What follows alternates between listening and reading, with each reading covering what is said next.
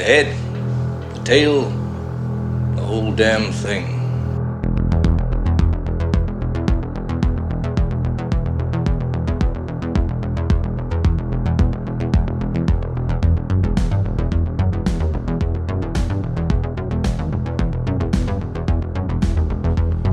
Welcome once again to The Head, the Tail, the Whole Damn Thing with the industry professionals Mike D. McCarthy and James Knight. Today's episode, Natural Born Killers. Really good soundtrack to that one. And The Bride. Explanation point. Now, that's a film I really enjoyed, but it didn't get the traction I was hoping in the box office. Let's see if the boys feel the same way. Or do they? Fellas? I guess we're in trouble with Mom again. Are we legitimately in trouble with Mom again, though? I think it's bullshit. But she sent you a text. She sent you a text about it too, right? Yeah. Suddenly she's a Bette Midler fan? Yeah. I told Michael that you two better be careful because Bette Midler is someone I really love. Tread lightly, my boys. I call bullshit on that. Yeah, I mean, come on. Have you ever known her to be a Bette Midler fan? No. No. True story here. So back in, I don't know, it was like late 80s, early 90s, Bette Midler had a hit that was called, God, what was the name of the song? You are the wind beneath my wings. No, I mean, that was a hit, but that's not the one I'm thinking of. It's the one, it's From a Distance. Do you remember that song? No.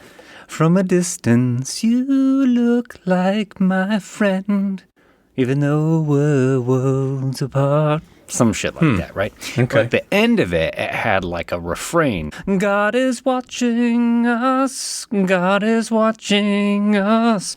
God is watching us from a distance. And I remember during the height of that song, hearing that song on the radio, or maybe it was like the Grammys that year or something, because it was a big hit.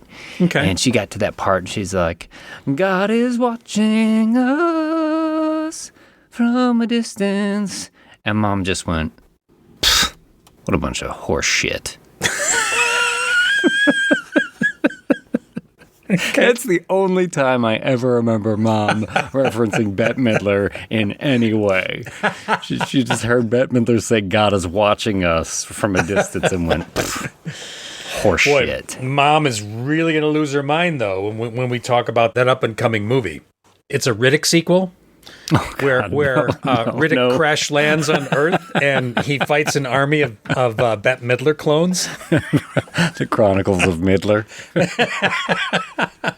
This summer, all bets are off. I haven't seen Midler in a long time.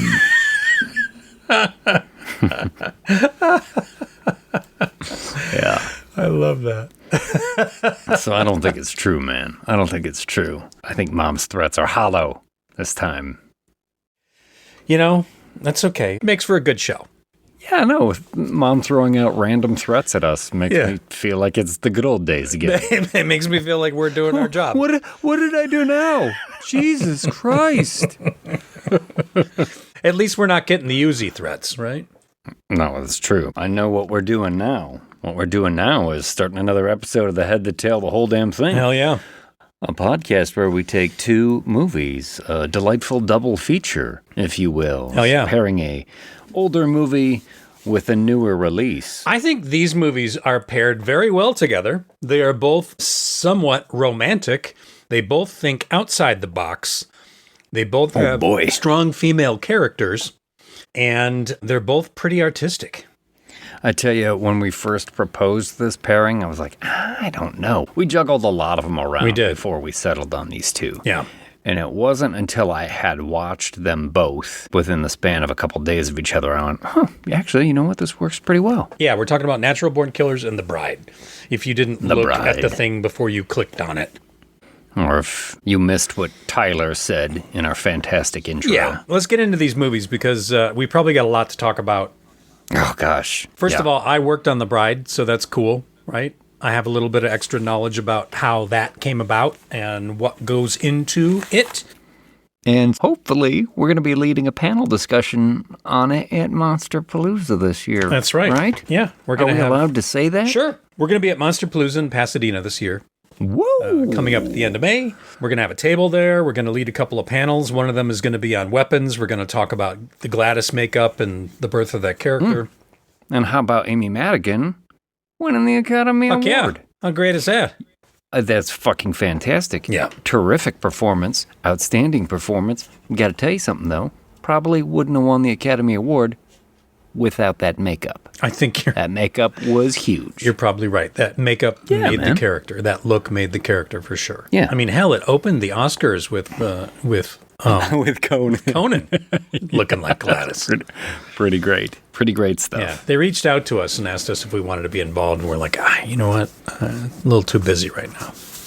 Yeah, let somebody else have fun with it. Yeah. Yeah. Yeah. Natural Born Killers, man. It had been a while since I'd seen this one. It had been a while since I'd seen it, too. I was super curious to know how it would hold up. Because when I saw it back in 1994 when it came out, I remember really, really liking it. I forgot how batshit fucking crazy this movie is, though. Like the other movie we're watching tonight. Yes. Yes. Two distinctly different flavors of batshit, but all crazy. All crazy all the time. You got a little synopsis, a little write-up, a little intro to Natural Born Killers. Yeah. Here, I got it. Do you need me to put on my best Leonard Cohen voice? Michael, you can sing it. No. I can't always sing every episode. But I am going to preach. Oh, all right. Take me to church. Let me set the tone here. I am filled with the Spirit. All right, brothers and sisters of the Church of the Carcharodon Carcarius, open your wallets and your hearts tonight, because we're talking sin and salvation. Amen. We're talking Oliver Stone on a 56-day schedule, dragging his crew through hell for the glories of ratings. Glories, glories. Now you may have been told, thou shalt not kill. You may have grown up spoon-fed on peace and love. But what if I told you the Lord sometimes makes exceptions?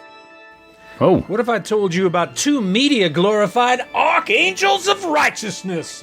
Whoa, righteousness. Let me tell you, my flock, about two once wayward sheep named Mickey and Mallory.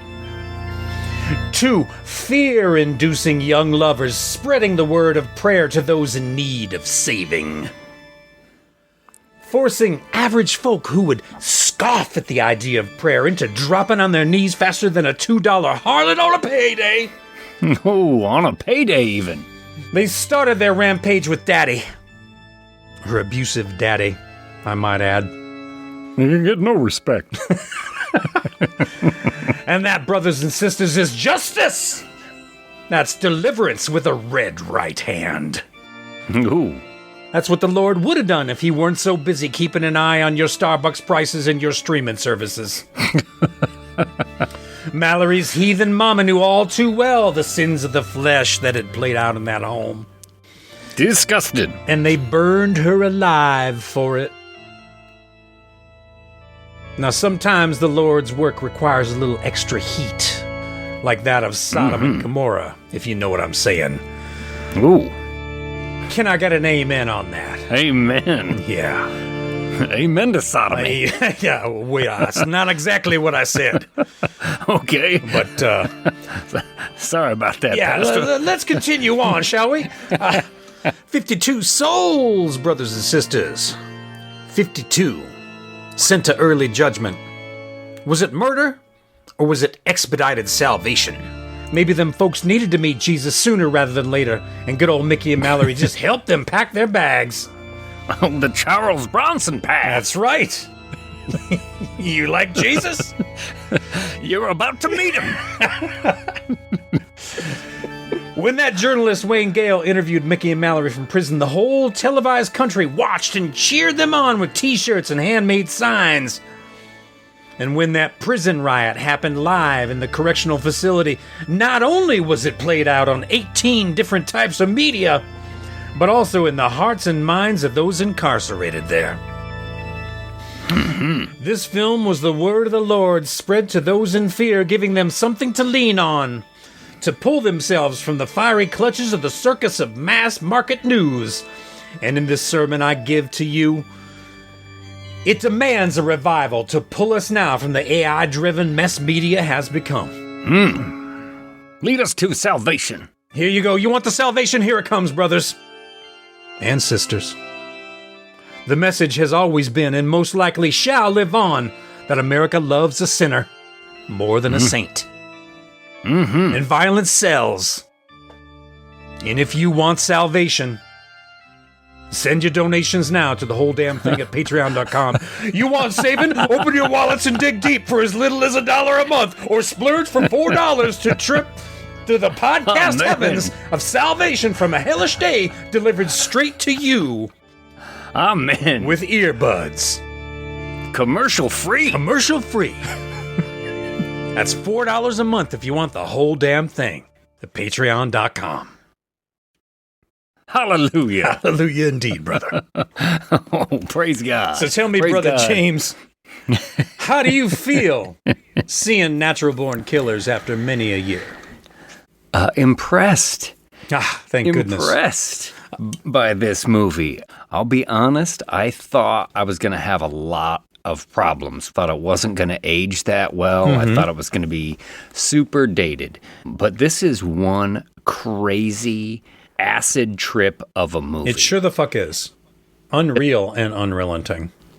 Using just about every different film format they could, lighting going crazy throughout the whole thing, blistering performances, running headlong without abandon towards a fucking riotous climax.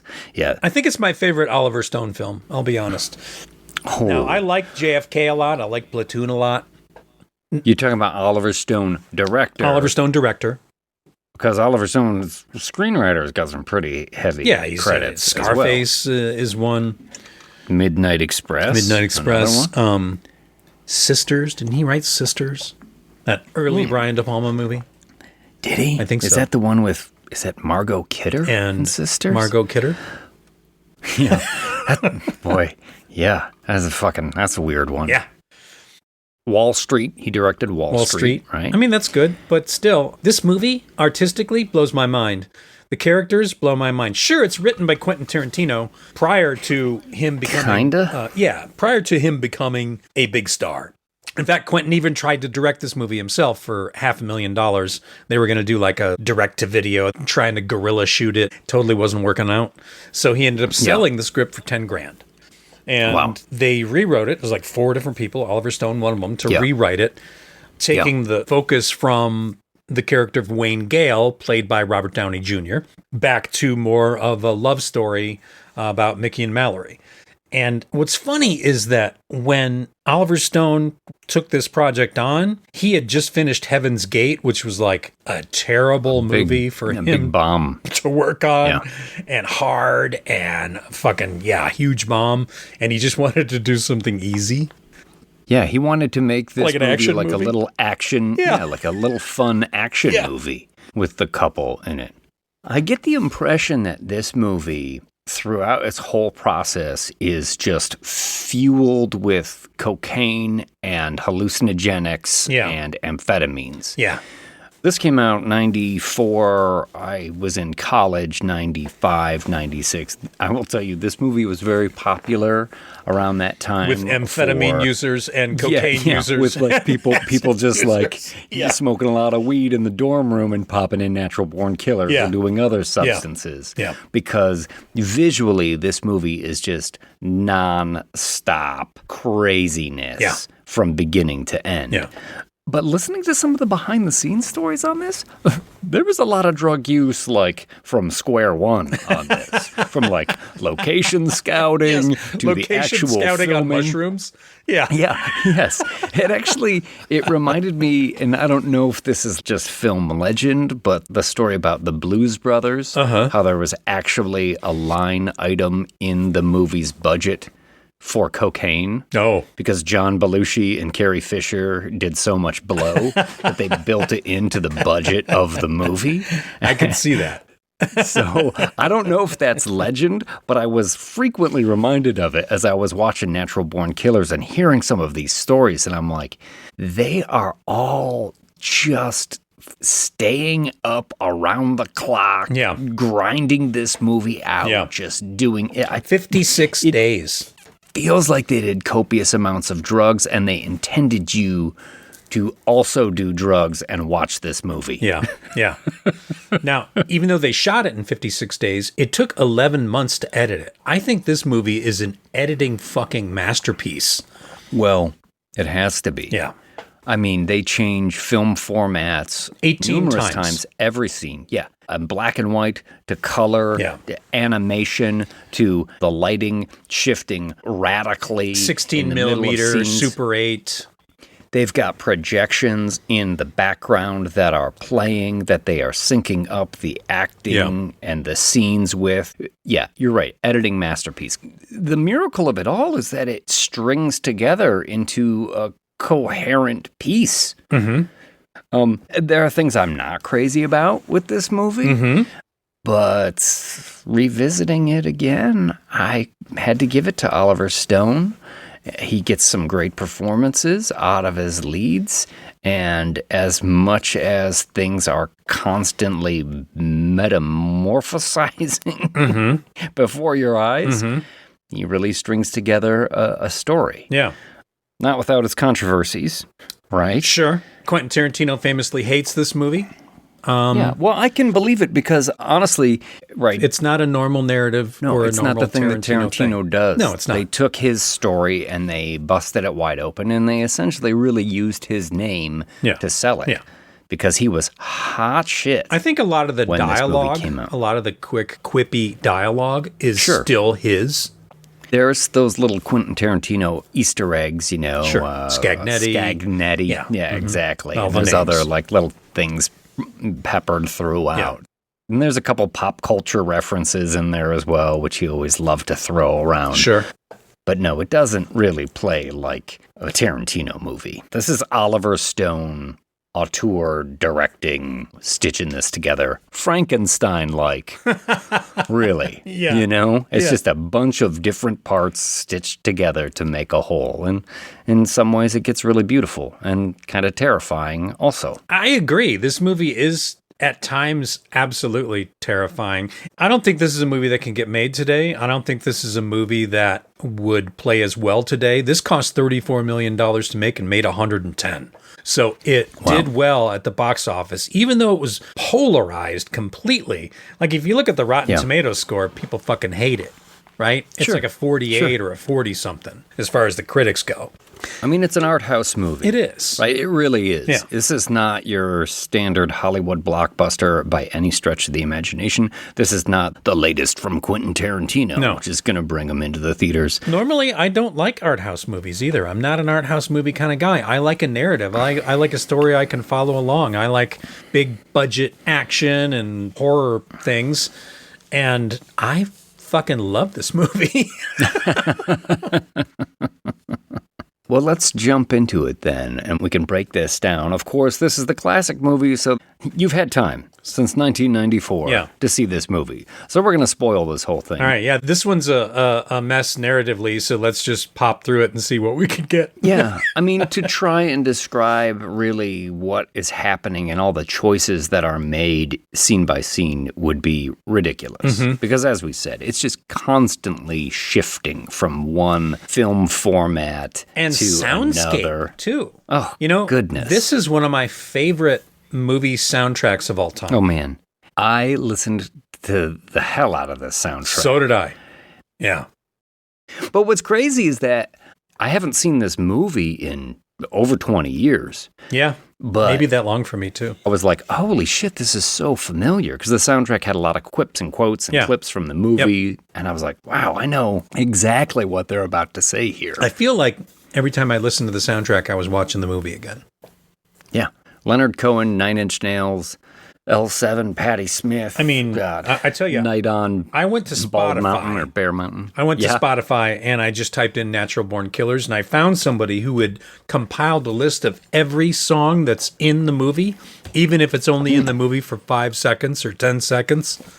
Oh, okay. It is a 4-hour playlist.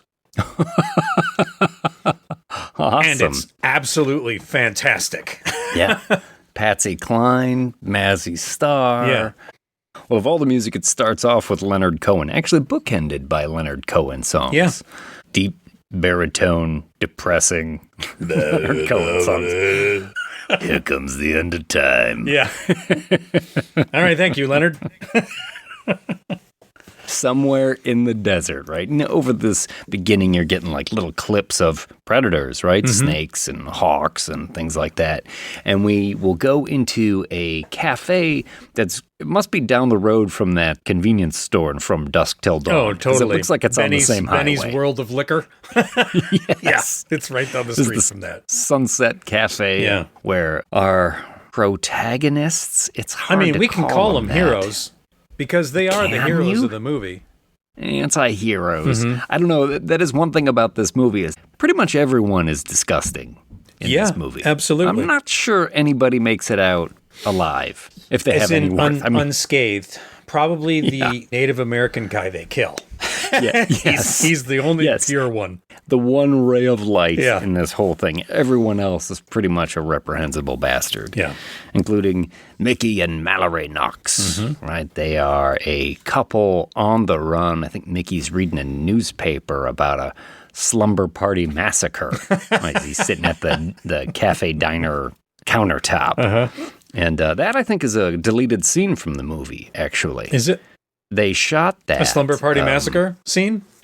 Yeah. Oh, nice. It's those murders that they would get put on trial for later in the movie, which is also a deleted scene from this. Yeah. So they cut out that whole bit, but there's a bit where Mickey fights one of the girls at the slumber party. Her brother is there, and her brother knows karate. He kicks Mickey in the head a bunch of times before he picks him up and hurls him against the wall and breaks his back or something. It sounds kind of great, him fighting a guy who knows karate. Yes. Yeah. Well, you learn all this in the other deleted scene, which is Ashley Judd. Oh, yeah. On the stand. Yeah, I remember hearing Ashley Judd had a bit that was cut out. Yep. There's a lot of scenes that you can find on YouTube, deleted scenes and stuff like that, and that's where I found it, and found Oliver Stone talking about why he cut them out. Okay. So if you are a fan of this movie, definitely check them out, because they're interesting. Ultimately, I think the movie is fine the way it is. The deleted scenes add to it, only if you already know the movie and enjoy the movie. Sure. They're worth checking out. I'll definitely have to look it up. But it's in this cafe diner that Mallory puts a nickel in the jukebox and starts dancing around and attracts the attention of some local yokels who come up and want to dance with her and pinch her ass and get a little handsy. And she's Both these movies prove that men are pigs. Yes. And in this case, it will be their undoing. Yeah. Because you do not want to tangle with crazy Mallory Knox, played by Juliette Lewis. I kind of want to tangle. When she came into audition for the role, Oliver Stone gave her the role because he could sense that there was something crazy about her. Having worked with her, I have no idea what you mean, wink, wink. Yeah, I saw a little bit about the casting of this, and he said that about Juliette Lewis, and he said he picked Woody Harrelson, who at this point had done like White Men Can't Jump and Cheers. Yeah. And Oliver Stone said he just detected that there was violence in Woody Harrelson's eyes. Yeah. And Woody Harrelson was like, actually, my dad is in prison because he was a hitman who murdered people, and he had a pretty fucked up childhood, which is something I never knew about. Convicted hitman. About Woody Harrelson. Yeah. Oh, shit. Oliver Stone able to pick him. Yeah. Oliver Stone knows what he's doing. Well, they fuck this diner up. Mm-hmm. And as they will for most of the movie, they kill everybody except for one person. Yep. Who they leave to tell the story of Mickey and Mallory Knox. Mickey and Mallory did it. Yeah, that's right. You got to leave one yokel. They do it with a lot of a cinematic panache, I'd say. I mean, this is the beginning of the movie. You don't know what ride you've bought a ticket for, but this has, like, bullets going in slow motion and spinning next to ladies' heads before they explode. To, like, operatic music and... Yeah, a knife spinning through the air and crashing through a window. You know, you have, like, the knife cam. It's just following it. Almost like a Sam Raimi shot. Oh, you know? yeah. He's always real keen on showing the projectile moving through the air as it gets to him. And yeah, they kill all of these rednecks, save one. And they all seem to kind of deserve it, too. Except for maybe Mabel, the waitress, or whatever her name was. Sure. And the cook. Okay, maybe none of these people really deserve it. You can make an argument for the rednecks who come in and are like, oh, look at that one over there. Yeah. What a fine piece of pussy, or whatever they're saying. Yeah. You're like, okay. Tread lightly, my friend. Yeah, that's what I'm saying. I don't want to call these two heroes because they kill pretty much indiscriminately throughout this movie. Some people deserve it, yes. Sure. Many people do not. Yeah. I mean, there are some absolutely heinous moments in this movie where you're like, ooh, okay, that's not good. And fucking A, we just made it to the title card. I mean, there's carnage. Yeah. They're on a killing spree already, and we're just getting warmed up. Yeah. This movie was given an awful lot of shit for copycat crimes, actually. Major shooting instances where it was quite frequently a young boy and his young girlfriend, the Columbine High School massacre, those kids apparently loved this movie. That first one that you mentioned, that was actually part of a lawsuit that John Grisham got. John that's Grisham, right. Who is the writer. Author of The Firm and The Pelican Brief and all those legal He's like a thrillers. lawyer. He should have known this lawsuit wasn't going to fly. No, it's bullshit. Just trying to pin it on the movies. The movies made them violent. I mean, ultimately, it was thrown out of court because the court said, you cannot prove that this movie was made in an effort to incite violence. Listen, sometimes you see somebody that you know is crazy and someday they're going to kill some people. And I want you to know that if I ever go on a rampage, it's not because I love this movie.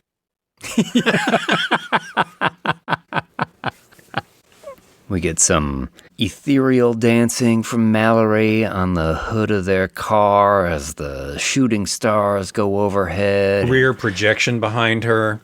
Oh, yeah. It's so wild. Yeah. Beautiful. I did wish watching this again that I could see it in the movie Me theater too. again. I was thinking I would really love to see this in a movie theater again. It's just so visually engaging. Yeah. But I loved you since the day we met. Doodle-doo, doodle-doo, doodle-doo. Flashback to. Now, this movie is an indictment on the media's love for violence and mass murderers and how they love to sensationalize that kind of thing, and just how TV and consumer culture has sort of rotted us from the inside out. So we get... No. Yeah, Yes, Mark Mark Wahlberg. Wahlberg. And here we get sort of like a riff on a classic TV show. It's got sort of like Leave It to Beaver vibes if Ward made the beaver dress up like a lady and crept into his room late at night. Ward, weren't you a little hard on the beaver last night? No dessert for the beaver. I'm not sure what the beaver wants. That might have been Ward's problem. But yes, we get like this fake TV sitcom complete with laugh track. Yeah. Rodney Dangerfield is the dad, Edie McClurg as the mom, and it's I Love Mallory. Yeah. And it's unsettling. It is. And it's super gross because Rodney Dangerfield has got his hands all over his daughter, and he is being about the most disgusting human being You know, Rodney you could didn't want to imagine. do this. And in fact, the hands on the ass scene is a double. That's not him because he refused to do it. Good for him. Yeah, I think Good for I him. think good for him too. Well, and you know, they gave him carte blanche to say and do whatever he wants. Yeah, said he He's could largely rewrite just his own lines. improving and just going after it. Yeah. So I give a tip of the cap to Rodney that in the midst of just making all of this up, he was like, Too much. I'm not doing that. Oh, hey, Yeah. that's too much. some true respect Yeah. from a guy who typically got none. Yeah. I'm not grabbing a tookus. I imagine Rodney Dangerfield's a guy that used tookus, right? Oh, yeah. Keister. Keister, That's probably big for him, too. I'm going to make you keister a sandwich later. What? Why? That doesn't make any sense, Rodney. I'm going to spread your buns and stick some meat in it. Oh, now I got it. Thanks, Rodney. Oh, okay. But yeah, all right. Thanks for clearing that one up. You said you didn't understand. Oh, shit. But yeah, Mickey will come through the door with a meat delivery. Yeah, that's right. Oh, that bastard meat man. Yes. And as soon as Mallory sees him, it's love at first sight, and they are out the door. She is so innocent and cute in this moment, too. Like, you can see her character change from this being the start of her character arc to how she becomes this powerful, crazy, Yeah, it's one of the things that was like really a strength, really notable, and always a little uncomfortable to watch about Juliette Lewis, too. Because she plays too young sometimes. Well, I'm thinking of Cape Fear, Yeah, right? me too. She's in Cape Fear, and there's some scenes with Robert De Niro in there, and you're like, ay, this is really uncomfortable. I haven't seen that movie in a really long time, and I wonder how it holds up. And I know they're remaking it right now, too, with Javier Bardem. Oh, God. Yeah. Oh, Jesus Christ. Speaking of creepy dudes. So, she leaves with Mickey, and they steal the car, right? Yeah. Because then you're going to see like a stamp on Mickey, apprehended, Grand Theft Auto, and they will cut to them in jail, where... Is Mallory giving him a hand job? Yeah, she's really got a... Yeah. I don't think they allow you to do that in that room. I don't think so either. That's a different room in the jail. But it does seem like that's what's happening. Yeah. Yeah. And she's like, my daddy's going to move me away from you and we'll never see each other ever again. And he says if he ever sees you, he's going to kill you. Yeah. It's not going to play out that way. Because when Mickey gets out of jail, they fucking kill her dad. They beat on him with a tire iron, I think. And then stick his head in a fish tank. And you get that underwater shot. Yeah. A little bit like My Bloody Valentine. Yeah, with his eyes open wide and fucking little goldfish and a little bit of blood streaming off of his cheek. Yeah. Yeah. It's great. And Juliette Lewis going absolutely nutty. And excited about it, too. Screaming all sorts of terrible things in reference to the profane ways he had been treating her and just like gleeful fucking chaos angel. Jumping up and down. And they go upstairs and douse Mom in lighter fluid, and she's like, you knew and you never did nothing. Burn up Edie McClurg in bed. Yeah. Poor Edie McClurg. Yeah. I always felt she kind of got the short end of the stick on this one. Yeah, sure, she knows what's happening, but does she need to get burned alive for it? Burned alive is rough. Although, if your kids are in that kind of danger, you have a responsibility to get them the fuck out of there. You heard it here first. If your kids are in danger, burn those fuckers alive. Not your kids. That's not what I'm saying. But let's face it, if you heard it here first, you got some other issues. Maybe pause the podcast, take care of some business, come back, we'll be here for you. And then our lovers will be standing on a bridge, exchanging vows, cutting each other in the hand and mingling their blood together while you get some animations. And she's wearing this long sort of white veil that's blowing off this bridge over like a huge gorge, must be hundreds of feet down. I love that their hands are cut, their blood mingles together and drips off their hands into the river. And she says, we're living in all the oceans now. And I was like, fuck, that's a great fucking line. I fucking love that. And you're right. And that's very romantic.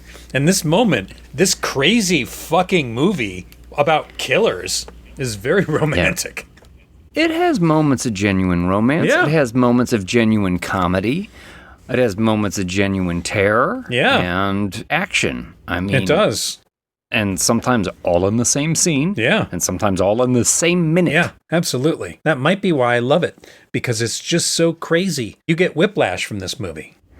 Well, I said it before, but it's only kind of a joke pairing it with The Bride. This movie is a bit like a Frankenstein. You know, it's just so much different stuff stitched together into a beautiful whole.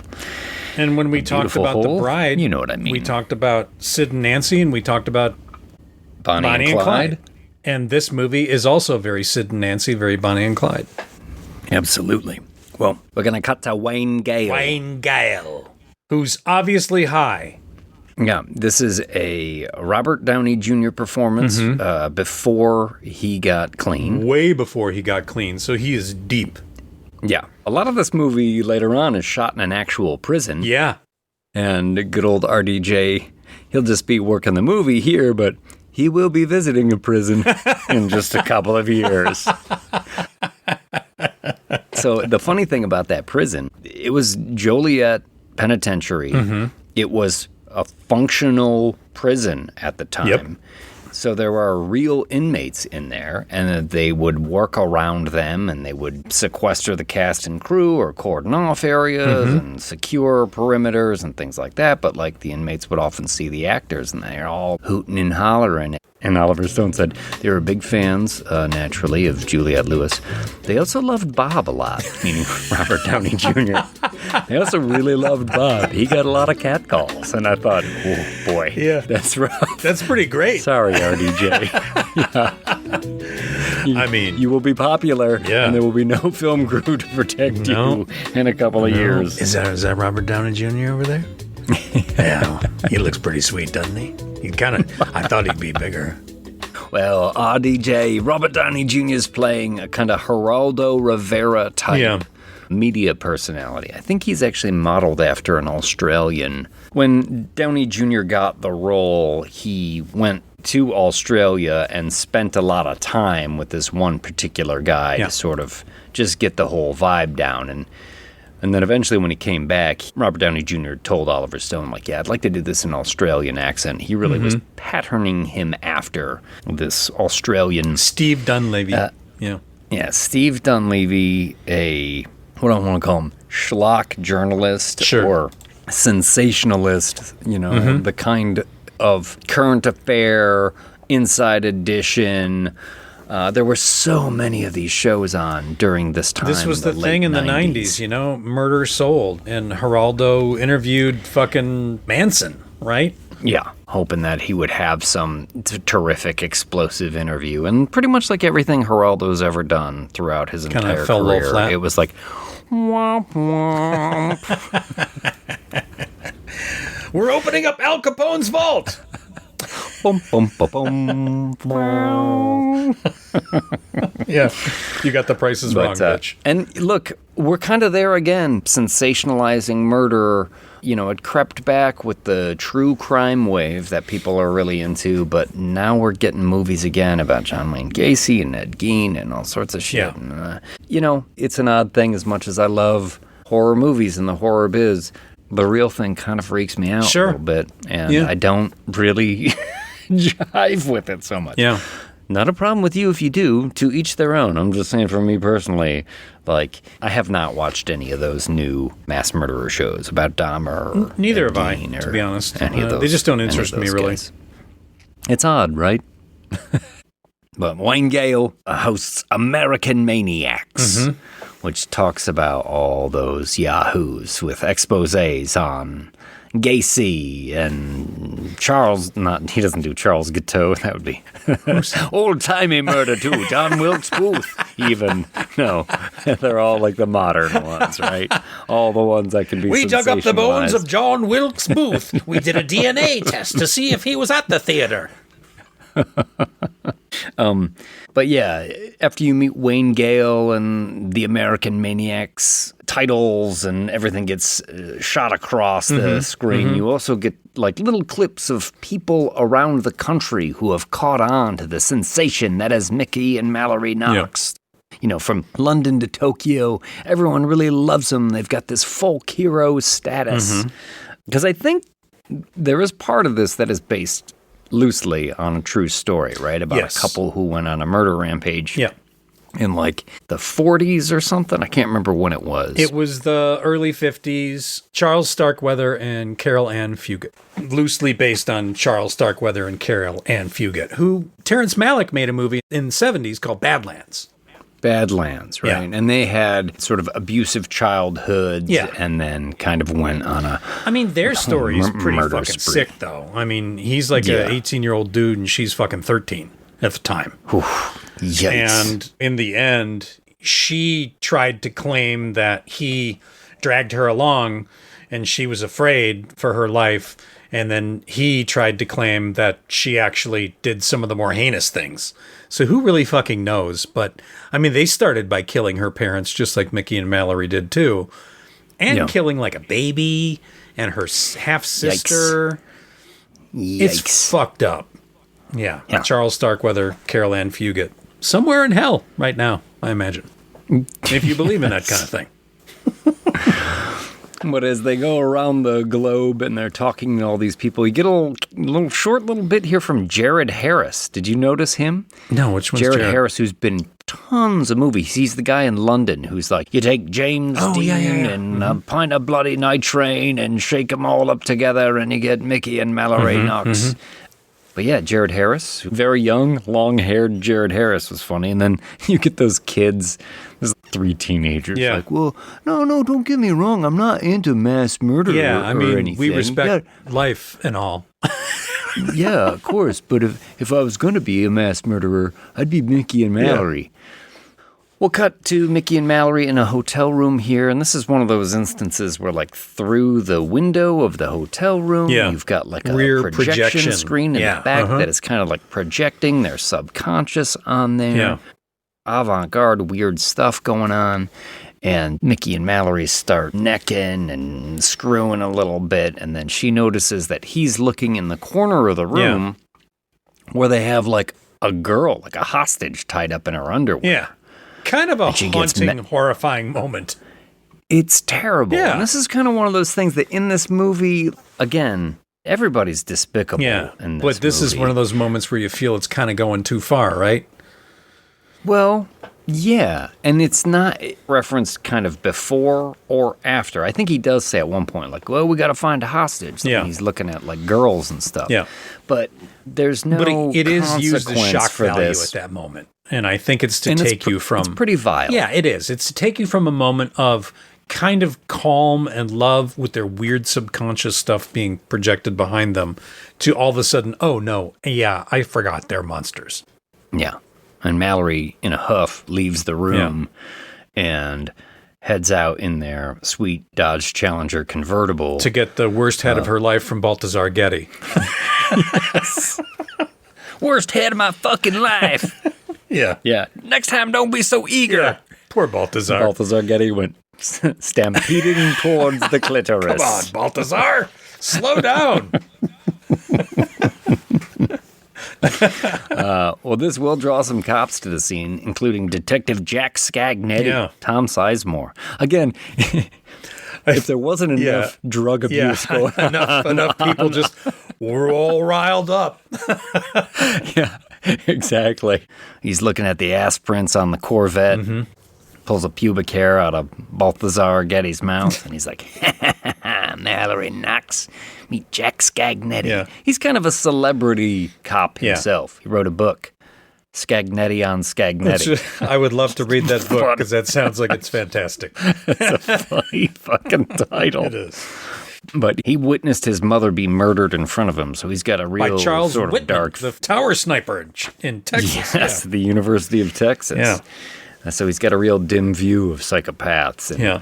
that sometimes acts in ways unbecoming of a man of the law. Cut to him in the hotel room with a hooker. my It's God. Same hotel room Mickey and Mallory were in, and he's got a hooker, Yeah. and he's being all weird with her, and she's like, okay, you're a little dodgy, but whatever. And then he says, like, have you ever been strangled?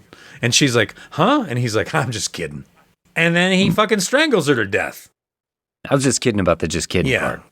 Again, everybody Yeah. is just awful in And this she just movie. fucking shreds the side of his face. No one ever asks how that happened. He goes through the rest of the movie with fucking deep gashes, or at least up until they go to years later. Well, he's on the trail of Mickey and Mallory, and they are headed out into the desert.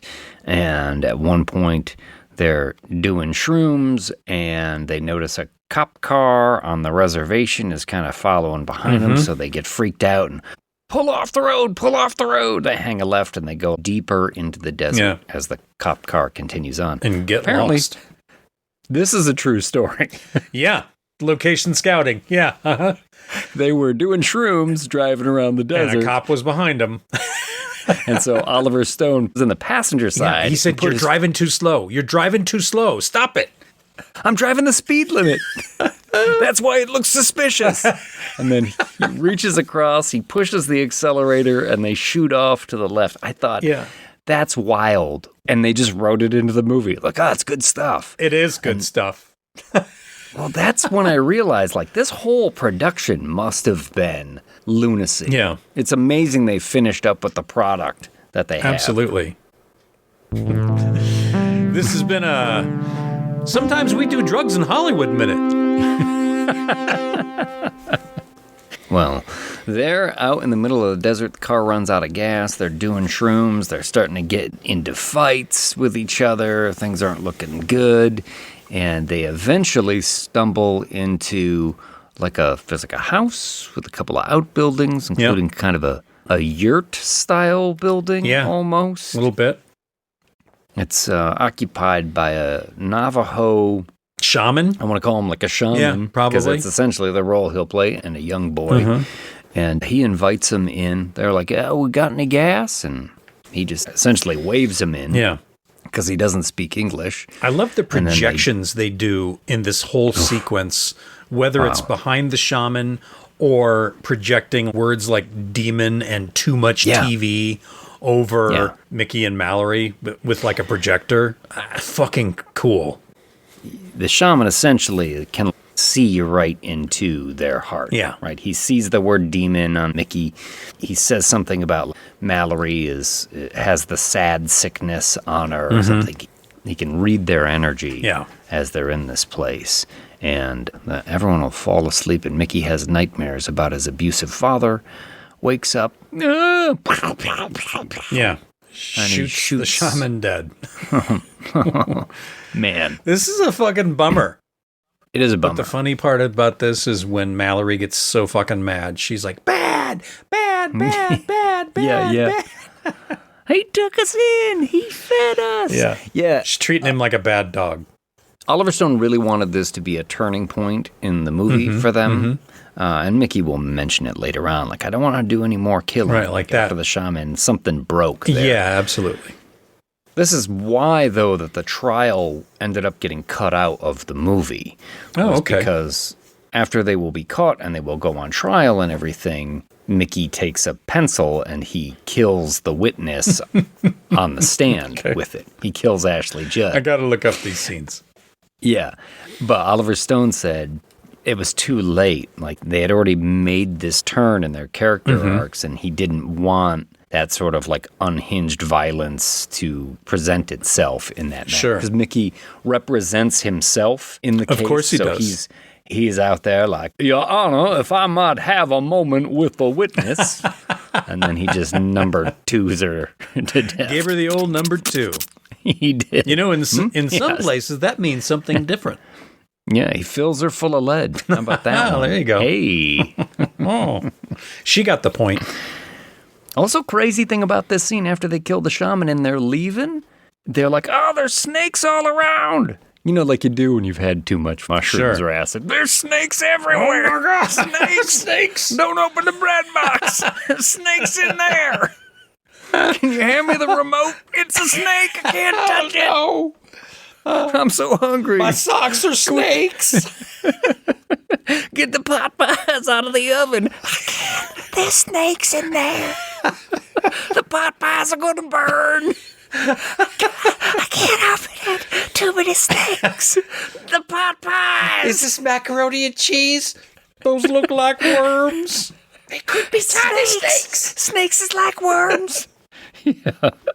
But these are fucking real snakes, and there's like 100 of them. Yeah, they're everywhere. There are real snakes everywhere. Now, it was nighttime when they shot it. They're all like docile, and they're not a problem. You just don't step on the snake. Yeah. It didn't help that they hadn't slept for 48 hours and were loaded up with fucking cocaine. Don't step on the snakes. Have you ever been on a set with live snakes? No. Oh, I was on Horns with Daniel Radcliffe, and at one point he's got a boa around him, and they wanted like 30 snakes, like snakes everywhere, like snakes flocked to him, right? So they brought in a shit ton of snakes, and they put snakes all over the set. And if you had to walk in for touch-ups, you had to cross about 5 or 6 snakes to get there. Okay. And it was always like, okay, just watch the ground, don't step on anything, don't step on it, don't step on anything. Christ. And I'm not a huge fan of snakes, but after that, Yeah. I was totally fine with them. Hey, like, man. whatever, I don't care. Bring them on. Yeah. See, spiders don't bother me, really, because a spider ain't going to fuck you. A snake, Yeah, snakes can kill you. Snakes, sure. you're wise to steer clear of a snake. Because they're not pot pies, they're snakes. What about the pot pies? No, I can't. They're snakes. That may also be based on a true story. I'm just saying. Oh, that sounds pretty great. Well, they get bit by the snakes, and then they got to get out of there. They take a wild ride back to civilization, where they will go to the drug zone. Drug zone. Weird drug supermarket. I totally all wish bathed this in place was real. Green light. Green I'm telling neon, you, drug zone. not only do I feel like they did a lot of drugs making this movie, I feel like they intend you to do drugs when you watch this movie. Sure. So that when you get to this point and there's just this place called Drug Zone, you're like, Yeah, buddy. I'm already there. I'm with you, Ollie.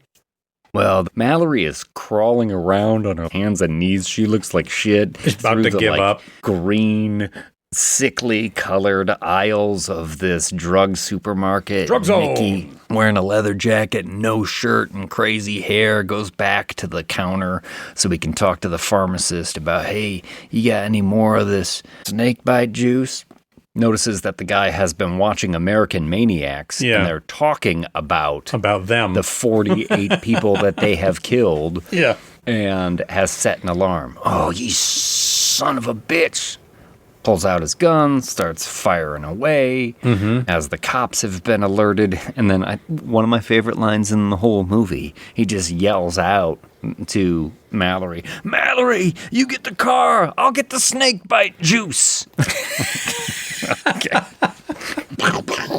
He shoots the pharmacist behind the counter, but as he gets outside, Mallory It's too late, has already baby. been taken. The cops are there, Scagnetti on Scagnetti.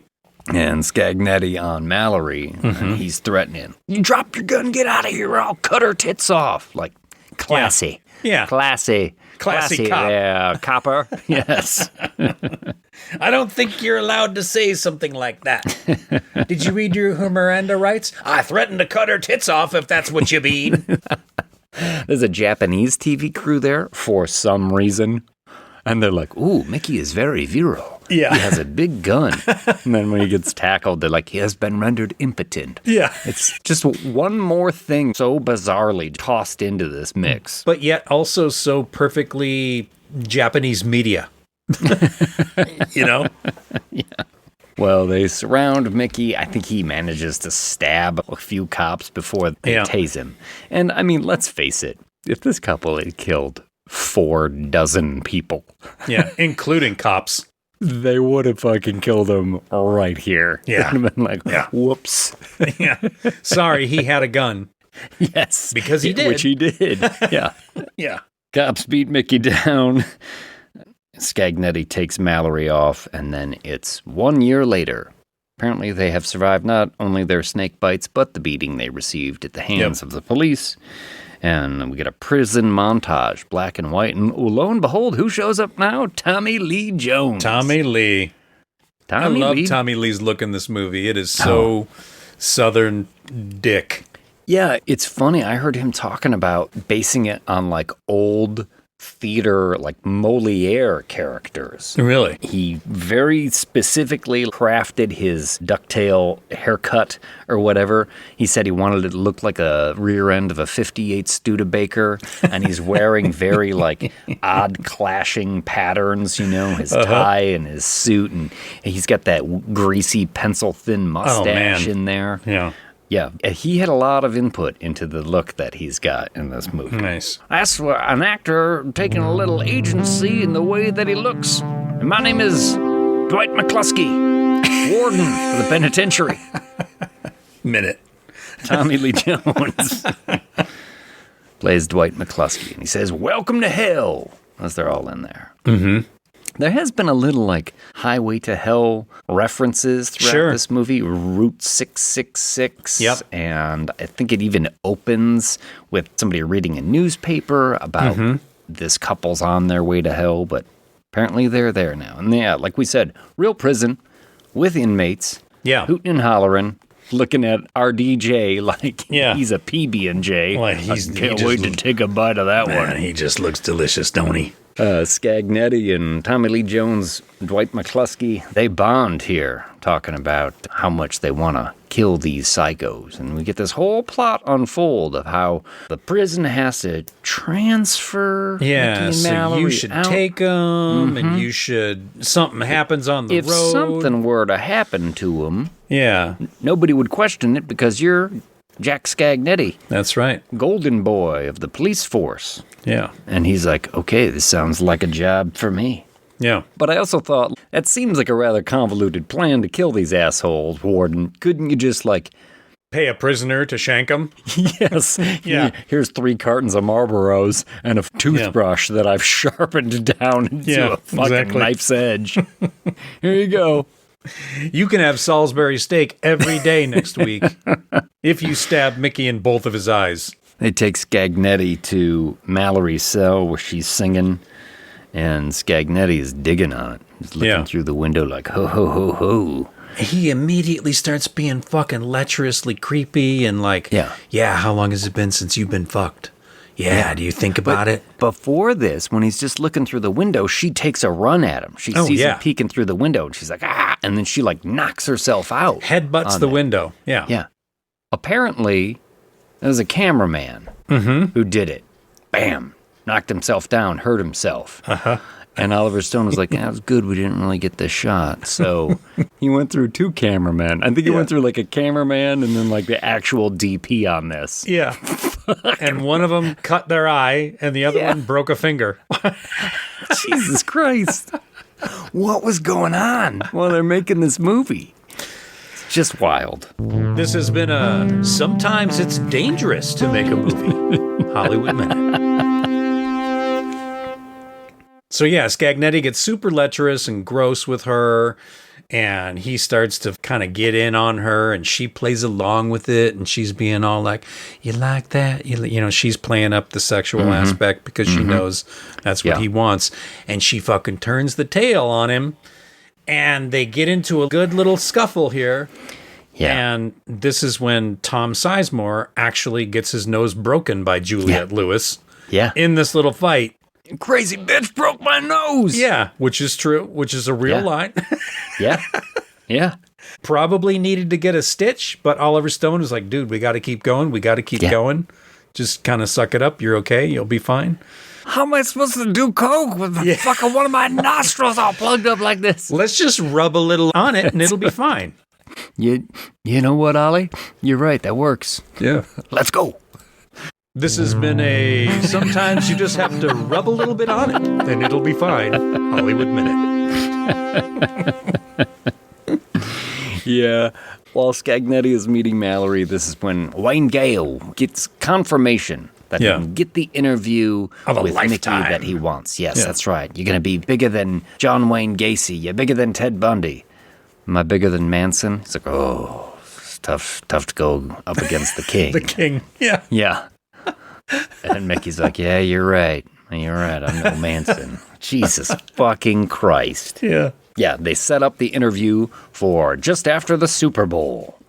She's like, I mean, It felt so appropriate, of course. Yeah. The absolute most America. corporate watched American thing. We're Yeah. gonna follow up the Super Bowl with this sensational media blitz of With the mass Polar murder. Bear Coke commercial. Oh, God. Yeah. That is a great moment. It is a great Right. moment. Because once the interview starts, Yeah. I mean, Mickey's spouting all kinds of stuff in this interview, talking about the shaman and how he's done with the killing. He wants to move on because only love can kill the demon. Yeah.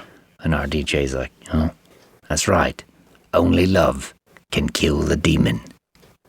And it instantly goes to that Coca-Cola polar bear commercial. It's so fucking great. It is. It's such a great cut.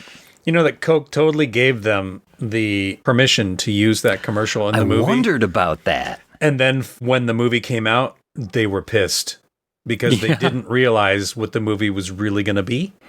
Oh, man. It's great, though. It couldn't be better. Yeah. But also during this interview, all the inmates are watching it on the live feed. Because why Yeah. not? What could possibly go wrong? What could possibly go wrong? Running a tight ship here. Yeah. Tommy These are all Lee. real inmates, too. All real inmates. We're about to get into my favorite part of the movie, which is the prison riot. I mean, it's the Yeah. climax of the movie. Everything has been barreling towards this, really. Yeah. And Nikki spouts a lot of gobbledygook in this moment. Sure. About being a predator and the world is full of predators and only the vicious survive. And he eventually buttons it up with, I'm a natural born killer. And Wayne Gale nearly jizzes in his pants. Yeah.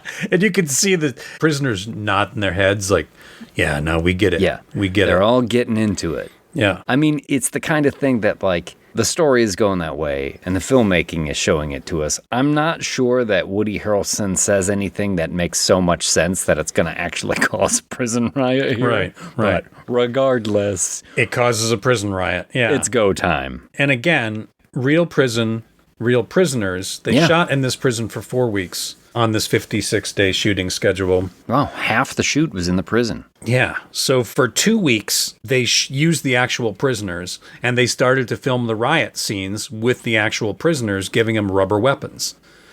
And Jesus. it got out of control. And a couple of prisoners got hurt, a couple of guards got hurt, a couple other people got hurt, and they had to put the whole prison on lockdown and bring in 400 extras to shoot the rest of the sequence because it started an actual riot. Of course they're gonna. Of course It started it. Listen, you guys are all there high as shit, and you're making a fucking movie. You're giving the prisoners rubber guns and rubber Haven't bats. slept for fucking 6 days. What did you just think doing was gonna crystal happen? meth. Robert Downey Jr. is probably getting bumps from dudes in the corner. You know? My God. Oh my God. Yeah, of course And they're going to hurt the each actual other. prisoners got a little out of control and started a legit riot. And they had Because it was probably the most fun those fucking guys it had was. in like years. Yeah. Yeah. They used it as an opportunity to create actual violence. I mean, I could see like two prisoners being like, yeah, on this next take, I'm going to fucking elbow Sam in the head because Sam and I got beef. Yeah, that's right. You know? Absolutely. Fuck yeah. Pretty fucking bizarre. That's a prison riot Hollywood minute. Yeah. That's I can't believe we didn't see that coming, Hollywood minute. The riot goes through the looking glass. It's all make-believe, right? Yeah. It's all make-believe. Hand me that rubber baton. Yeah. And your Salisbury steak. No problem. Yeah. Are those gentlemen fighting in the corner? Just keep rolling. Yeah, the riot goes on in the prison. Now, Mickey and the interview team and Tommy Lee Jones, they're all kind of down in like a sub-chamber down here. So they hear about the riot, but they're all kind of locked down in there, and Mickey takes this opportunity to tell a joke, making the guys laugh, ha ha ha. And when they're sort of at their most vulnerable, pops one guy, grabs his shotgun, and just starts shoots like blowing 5 people. dudes away. Yeah, I gotta say, those guards had incredibly slow reactions. They did. No one cracked a shot off. They were all still laughing at the joke. But now he's got them all at gunpoint. Essentially, makes the last guard drop his gun, and he gets Wayne Gale to pick up the camera and follow him through the prison as he goes looking for Mallory, and chaos fucking reigns. Yeah. I mean, yeah, as crazy as this movie is with all the now it's black and white, and now it's in 35 millimeter, and now all of a sudden it's Super 8, and now, now it's security camera footage. It's so crazy, and there's so many people. This really is some good pandemonium caught on film. It is. The music is raging. It's great. This is a scene that gets your fucking blood up, for sure. And this is actually when Mallory breaks Tom Sizemore's nose. Yeah. I think it's in this scene right here, because he's really being a skeevy douchebag. And Mickey busts in, kills the guards, and Mickey and Jack get in kind of a Mexican standoff, right? They both got their guns on each other. Although I think it really takes 3 to do a Mexican standoff, doesn't it? I guess. You have to have 3 people all going to shoot each other. It can't just be it's just a regular standoff. Was this like an Italian standoff? Or maybe it was a Hawaiian standoff? Yeah. The old Irish standoff. Oh, the old Irish standoff, eh? I think that's when you leave without saying goodbye, isn't it? Well, while Jack has got his gun trained on Mickey, Mallory sneaks up behind him with some kind of shiv and just right in the neck, yeah. Reunites with Mickey. I love you so much. I love you. It is. It's heartwarming as Jack Scagnetti is bleeding out on the floor when the prison is rioting. Wayne is getting it all on film, and it's kind of a funny moment, too. I mean, it's despicable, and the point of the movie, but, Wayne is pushing the camera to make sure it captures all of the really worst moments in this fight and in this riot. But it continues on live TV. You get a bunch of sort of SWAT guys who come out now. I mean, the shootout just gets more intense. And now, all of a sudden, Wayne has gone feral. He's got a gun. He starts shooting people. He's screaming and excited. I'm free. I'm finally free. Thanks, Mickey. You've shown me the way. He divorces his wife over the cell phone. He calls up his girlfriend and she leaves him. And they kind of get cornered for a little bit, but they are saved by a little guy who's got 2 shotguns. He's sort of like a little guardian angel, just leads them down. Played by Arliss Howard. Secret passage. Yeah, this is an interesting character, too, because you actually see him in the very beginning of the movie. Yeah, in the diner, and then he disappears. In the diner, and he just kind of fades away. Yeah. And then when they get to the prison, you see him mopping the floor at one point, and then he appears here, and he sort of rescues him. There are other moments where you see him, too, but you don't realize it's him. There are quick flashes. Flashes, right? Of a demon that has multiple eyes, and that's him. It's like a crazy makeup on him. Is happening with this character? I think there's actually an alternate ending as well. There is an alternate ending, yeah. Where he tries to get involved in their lives somehow. Well, I think the alternate ending is he kills them both. Oh, yeah? In the RV when they escape. Because they all escape. And they kill Wayne Gale, and then Arliss kills both of them, and that's the end of the original ending. I would have liked to have seen that, because they do escape the prison here. Tommy Lee Jones gets overrun by prisoners, and they all make their way out with Wayne Gale, filming their final bits with Wayne Gale. He's like, what's next for the Knoxes? And she says, well, actually, I've been thinking about motherhood lately. And they're all cozy. And he's like, all right, let me do my little wrap up. And they're like, oh, no, there's no wrap up. We're gonna wrap this up. We're going to blow your brains out. He's like, what do you mean? Well, I thought you said, what about the shaman, the Indian? You were done with killing. That love beats the demon. And it's like, I am done with killing, and it will. But you're the last one killing you. And what you represent is a statement. Which I'm not 100% sure what it's saying, but Frankenstein killed Dr. Frankenstein, so... Did he say that? He does say that. That's funny. Thank you for giving us a transition. No, don't. Mickey and Mallory always leave one person alive to tell the tale. That's why we have the camera. Oh, God, please, no. Blam. They blow the shit out of him. Gale. Yeah, you see him as the devil very briefly. There's a lot of those flashes. Yeah. Like Bloody Mickey, and here's Wayne Gale as the devil. And, Yeah. And like you said, Arliss Howard. Arliss Howard, demon makeup, yeah. Done by Gordon Smith did the makeup effects in this. Camera picks up Wayne's body as Mickey and Mallory walk away. We're going to cut to the newsroom where Channel Team Action News has lost the feed. They've been paying attention the whole time. Uh-huh. Oh, I think he's dead. Oh my gosh, this is terrible. And then we do a bunch of smash cuts of sensational 90s horrible headlines. The Menendez brothers, Rodney King, O.J. Simpson, Harding, Waco, Texas, Lorena Bobbitt. It's just like one thing after another. Remember those days? Yeah, the media just going crazy for all these terrible stories. The fucking O.J. chase with the Bronco. Oh, yeah. That's a where were you when moment. I can't believe they never caught that killer either. Yeah, but OJ did write the book, If I Did It. So just in case. If I were to kill my wife and that guy. This has been, OJ wrote the book on how to do it, but didn't actually do it, man. Oh, God. What a bunch of bullshit. Yeah.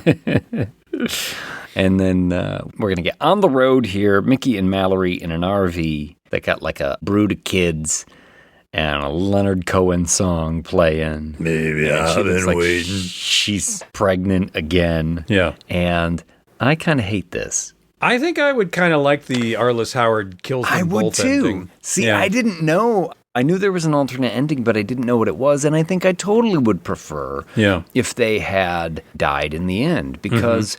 They kind of should.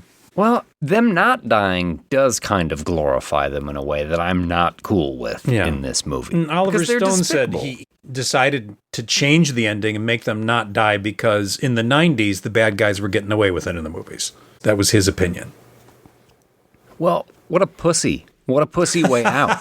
Seriously. Fuck that. Fuck that. What an excuse. Come Fuck on. off, Oliver Stone. No, listen.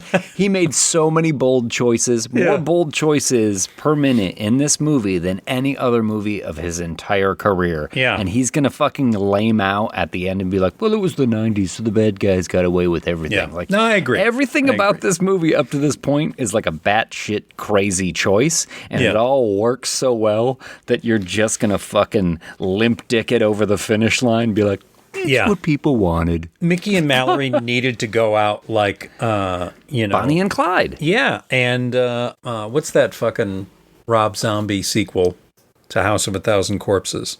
Devil's Rejects. Yeah. They should have gone out like the Devil's Rejects. I'm not a big fan of Rob Zombie. I'm not a big fan. I'm not a big fan of House of a Thousand. Yeah. I'm not a big fan of Devil's Rejects. But I do love the Freebird ending of Devil's Rejects where they get gunned down by the cops. I think that is amazing. And that makes the third movie, which is a pile of garbage, irrelevant. And this has been Rob Zombie still kind of sucks Hollywood Minute. Should have kept him in the grave, Zombie. Yeah. I would have really preferred if they had gotten gunned down. Yeah, because you don't get to be that toxic and that awful. And there are things like the peeking over in the corner and you see the female hostage all bound up and she's in her underwear and it's like... It's horrible. That's an unforgivable for me. It is. You got to get it, my dude. Yeah.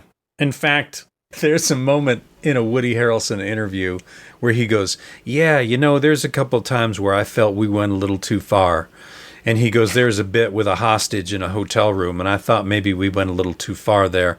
But thankfully, he cut it out. And then the interviewer goes, it's back in the director's cut. And he goes, oh. You can see the disappointment in his eyes. Shit. Yeah. But what do you want to rate natural born killers with? Snake bites? Yeah. How many snake bites are you going to give natural born killers? Obviously, there were dozens of snakes, and I ran through them, and I got bit 9 times. I love this fucking movie. 9 times. I love King this movie. Fancy. This movie's King Fancy for me.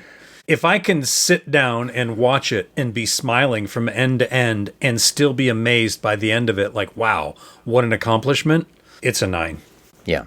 I give this movie 8 snake bites. Mm-hmm. I'm leaning really close to 7.5.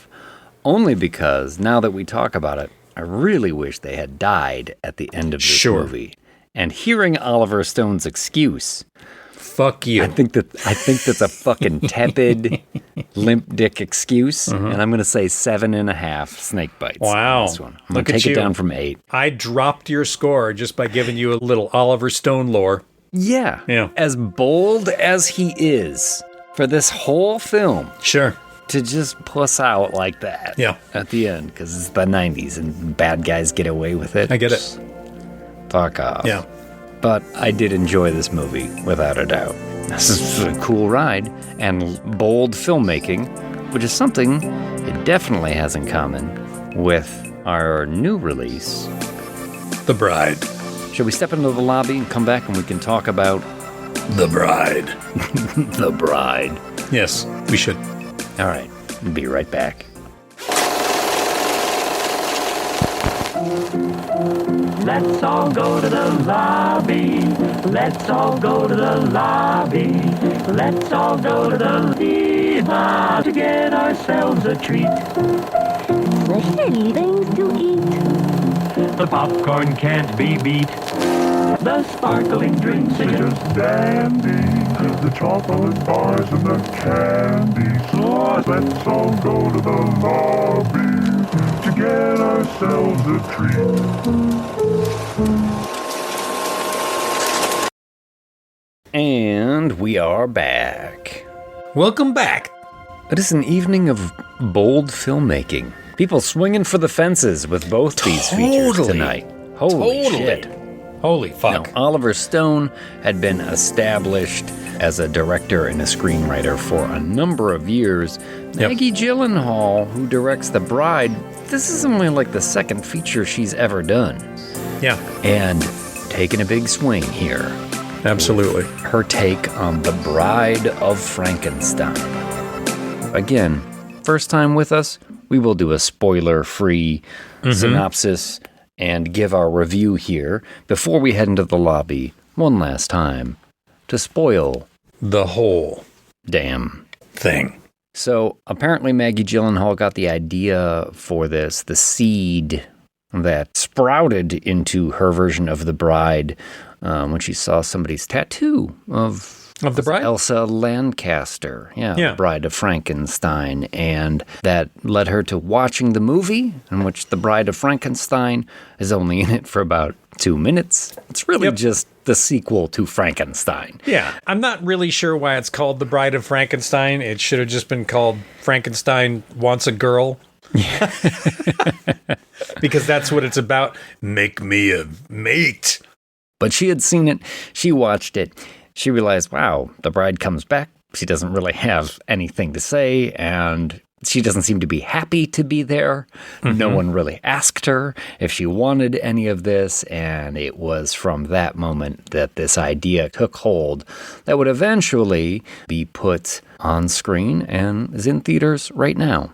Yeah. And not doing so great at the box office. Sadly, it is not doing great. I'm going to come right out of the gate, and I'm going to say this movie deserves better. Okay. Than what it's getting. We'll get into it. And this one's set in the 1930s. There are, without giving away any spoilers, a couple of detectives who are on the case here. So in that spirit, I'm going to curl up my lip here and give my best sort of hard-boiled 1930s detective. That's right. Hit me up with a little film noir soundtrack if you can. Yeah, absolutely. Yeah, that's good, see? Got a little rain can patter against the windowsill there. Rain? Okay, hold on. There you go. Real good, see? Chicago, 1936. A lonely guy prowls the streets looking for a doctor. He's sick, see? But it's not a fracture in his bones. It's a break in his heart. Loneliness. That bitter feeling after the last drop of rye has left the glass. This is our man Frank, stitched together from a madman's nightmares, but looking for a dream of his own. A companion, a bride, as it were. That's right. He goes to see the good doctor, but that term's a stretch for this peculiar sawbones. The doc's a woman living in a man's world and has made some dubious choices to claim a spot she deserved all along. She'll agree to help our man Frank. She'll give life to a lady cadaver, juice her up in more ways than one, bring this broken blondie back from beyond the brink. You had me at juice her up. Only problem is, nobody asked Blondie first. She's born again with a nagging need for something to say and plenty of words to say it. Born again with nothing but questions and a knack for chaos. More than able to raise a little Cain. She's hell-bent to figure out what she is, who she is, and where she belongs. And she might just start a riot in the process. Do all the pieces in this jigsaw fit nicely? Well, that's why it's called a puzzle. Do all the stitches in this Frankenstein hold together? Well, that's why it's called a monster. And this singular monster is gothic opera turned punk rock. The bride rides the lightning, a suppressed rage, walks down the aisle with gleeful chaos, and tosses a bouquet of raw energy, wild emotion, and 3 fingers of heartache. She's got a mouthful of words and a hatful of ideas, and she might be thinly veiled at times, but in her reanimated heart, she's got a vow to keep, to find her own voice and make a name for herself, of her own choosing. So, you tell me, Mike, you giving this bride an I do, or are you leaving her at the altar? I say I do. I'll take the bride. You take the bride. I will be honest. Look, hold on a second. Hold on. Okay, all right. Because... Don't yell at me. No, I'm going to. I'm a little disappointed because I thought for sure we were not going to agree about this movie. Oh, you thought that I was going to hate it? Yeah, I thought you would not like this movie. I'll be honest. When I read this, because I worked on this movie, I was the first one in the shop to read the script. Oh, okay. And I read the script and I went, what the fuck is this? And I kind of got mad. Yeah? Like Yeah. you didn't like the script. No, I was like, this is terrible. Because I thought it was going to be a traditional Frankenstein movie. It is not. It is absolutely not. And I was shocked at how wild and weird the script was. And there's one part in the movie, and when I read that part in the script, I was like, are you fucking kidding me? Yeah, I can That understand. is so stupid. I can understand. I know exactly what part you're talking about. Yeah. And I have to praise Maggie Gyllenhaal for showing, I think, tremendous fucking brass to Yeah. write it and to do it. Yeah. And this is a pretty divisive movie. It has been getting trashed by a lot of reviewers. There are some critics who really like it. There's a lot of people who hate it. But I think this is sort of like punk rock. It is totally punk rock. Does it always work on every level? No. There's a lot of like messiness and a lot of sloppiness. I mean, it's beautiful in many, many ways, but narratively it doesn't always make sense or connect. But the raw emotion and the intention behind the artist in this is, I think, exhilarating. And that's why the first time I watched it, I was like, the fuck did I just, what was that? Yeah. And the second time, I'm not sure that I answered those questions of what was that, but I am sure I like this. I like this movie. I like what's happening. And you want to see it a third time, right? I do. Me too. I do. I was thinking that today. I was like, That's should so I go wild. see it a third time I at did the not theater? think you were going to like this movie. Well, like I said, I didn't like the script, and I went to the movie expecting to be disappointed. I saw it on opening day with Jason from the shop because we worked on it. Oh, yeah. And he went to set. He did some of the days with the full Frank body makeup. Okay. Which is cool, by the way. Yeah, It's very fucking cool. We'll get into it when we get into it. But also Scott Stoddard was there. Scott was one of the lead designers on the show and one of the sculptors, and also went down and did all the application along with another guy, Robin Pritchard, who also did all the applications. So did Stella Sensel. She did like the hands. She would like hide underneath the makeup table and do the hands while the guys were like tag teaming the head and neck. But anyway, I went with Scott and Jason, and everyone was kind of like at the end of it, like, I don't know. And I was like, I think I really like this movie. And they're like, you like it? And I was like, I really do. And they're like, I think I like it too, but I'm not sure. The funny thing is, Scott said at the end of it, he goes, I finally see what was inside Maggie's head. Like on set. Cool. You know, we're seeing how it's playing out and maybe not quite getting it. Yeah. He goes, but it all makes sense. Understand. No. Well, here's the thing. I'm not sure it does all make sense.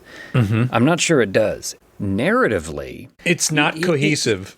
It's narratively, it's a crazy ride, and some dots, I've seen it twice, still don't quite connect for me. Sure. And I think if you're looking for a clean story, you could get really frustrated with this movie. And it might cause you to really not like it. And that, you know what? That's what's happening. But to me, the more I've been ruminating about this, I feel like people who say that they don't dig this movie are like the people who would say the Sex Pistols were bad because they couldn't play their instruments. Where I'm like, well, you know what? You make a good point.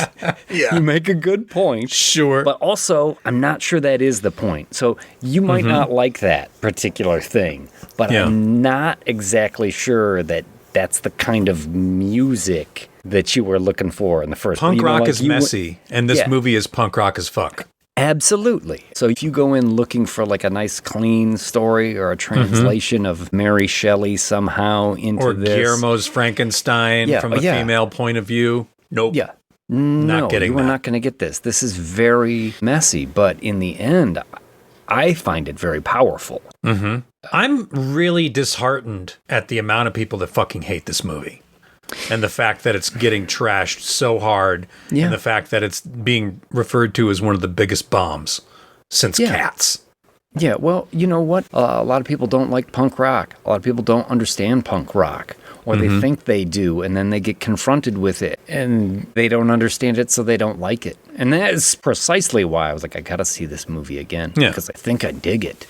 I mean, I was moved emotionally, but intellectually, the way I wanted to connect these dots and follow these threads, I was like, that's messy and unsatisfying. Does that make it a terrible movie? I need to watch it again. Yeah. It's unique and fun and crazy, and her performance is one of the best performances I've ever fucking seen given. Yeah. Oh my God. Jessie Buckley, amazing. Yeah. And I mean, she just won the Academy Award for Best Actress, right? And if she doesn't get nominated for this and win, fuck you. And then you got Christian Bale, who's also won an Academy Award. You got Annette Bening, who's also won an Academy Award. You got Penelope Cruz, who's also won. I mean, the fucking cast in this. Yeah. Just stellar. Absolutely stellar. Although I will say that the Penelope Cruz, Peter Sarsgaard through line and plot to me didn't work. Did it feel like it was just filling out the movie? Yeah, somehow? It felt like we need an info dump, and here it comes from these two. Those characters for me didn't quite work. I would have rather seen more of the Bonnie and Clyde, reference, and Sid and Nancy of Frank and Penelope, as she's referred to in most of the movie. Yeah, I get it. I think that's a valid criticism. I mean, it is a Bonnie and Clyde type story, so focusing on the people who are on the trail and picking up the pieces after they've been places, I think it's valid, but there is some part of it where it's like, okay, let's just get on to the good stuff again, which is the two of them. Because you're right, she's tremendous. Yeah. I really think he does a great job, too. I think the first time I was just so in awe of her. I was just like, what is happening next? The second time I watched it, I actually paid a little bit more attention to him. And I was like, fuck, he's great, too. He's very sensitive. As the creature, or Frankenstein's monster, he just goes by Frankenstein in this. Because he says he took his father's name. Or just Frank, Frank is what they call him, right? Yeah. He is true to the original creature in the book. He is capable of some monstrous things, but he is deeply sensitive and also a little bit of like naivete. Sure. with him that is disarming in some sometimes funny ways. Yeah. And sometimes very touching ways. Absolutely. Like the whole reason why he wants a bride. He's all like, yeah. Like you get that look on his face and the big smile. And well, because this takes place in the 30s. Yeah. But Frankenstein, the monster, has been around since 1819, right? Yeah. So he is literally over 100 years old and just become sort of crippled with loneliness. Yeah. He's got monster street smarts. He knows all about lynch mobs and stuff. Yes, he's been through it before. Yeah, I've been through this before. Yeah. That's a pretty good line. Yeah. Yeah. Yeah, what else can we say about this before we head into the lobby? Because I do want to break this one down and talk about it. Because this is also, although not as flashy in some ways as Natural Born Killers in terms of the different lenses and the smash cuts and the constant lighting changes and everything. But make no mistake, this movie is a mashup of a bunch of different things. It is a Frankenstein of a feature in itself. In that way, I think it does have that in common with Natural Born Killers as well, because the unbridled chaos of this movie takes some left turns out of nowhere at times, and they are crazy, they are thrilling. Yeah. It's a romance picture, it's a gangster picture, it's a musical in 2 scenes. And I will say one thing to those of you who have not seen the movie and might pause and not get all the spoilers because you're not sure if you want to go see it or whatever. This movie ends with the monster mash. And I feel like it should have opened with the monster mash. Because that would have really set the tone. Because at the end, when the credits roll and they play that song Monster Mash, I was like, oh, fuck yeah. And they really should have did that at the beginning, because that would have probably set the tone for all the people that got mad and walked out of the theater thinking they were going to see something else.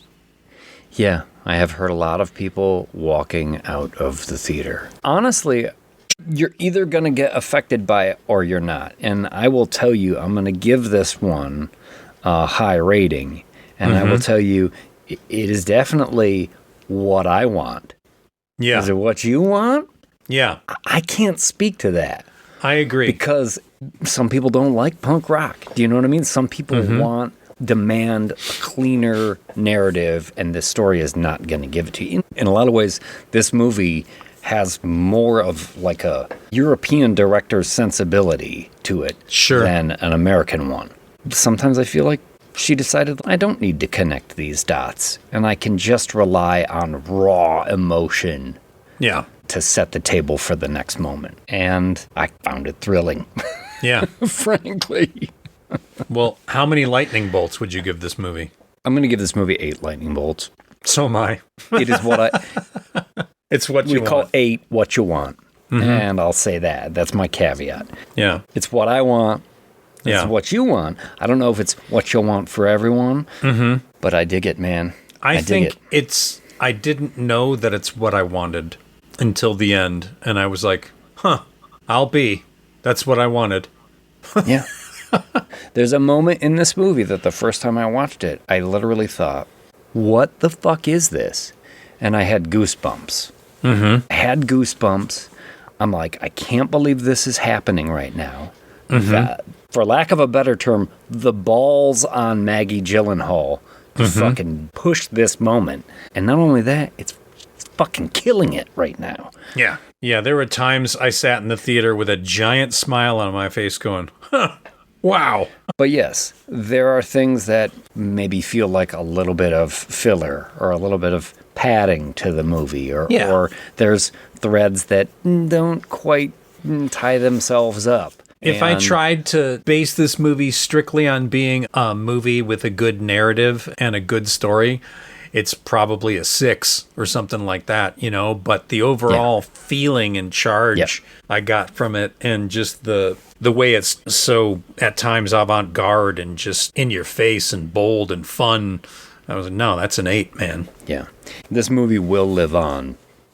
Oh, and totally. Will take like a cult life of its own. There's going to be enough people that are like, I think I really dig this, actually, that it's going to build a legit cult following. I was listening to the House of Ghouls podcast the other day with Ian Von Ghoul, Crystal, and Colby Does Horror. Oh, yeah. And they all loved it. Oh, yeah? Great. Yeah. I love to hear it. I pressed play. I was like, oh, boy, these guys are probably going to hate this fucking movie. Yeah. And I was like, oh, yeah, excellent. Okay, great. Good. I'm not crazy. It is the kind of movie, and I got to be honest, like, I don't want to be a critic. I just want to be a fan, a movie fan who talks about the movies and give a review, you know what I mean?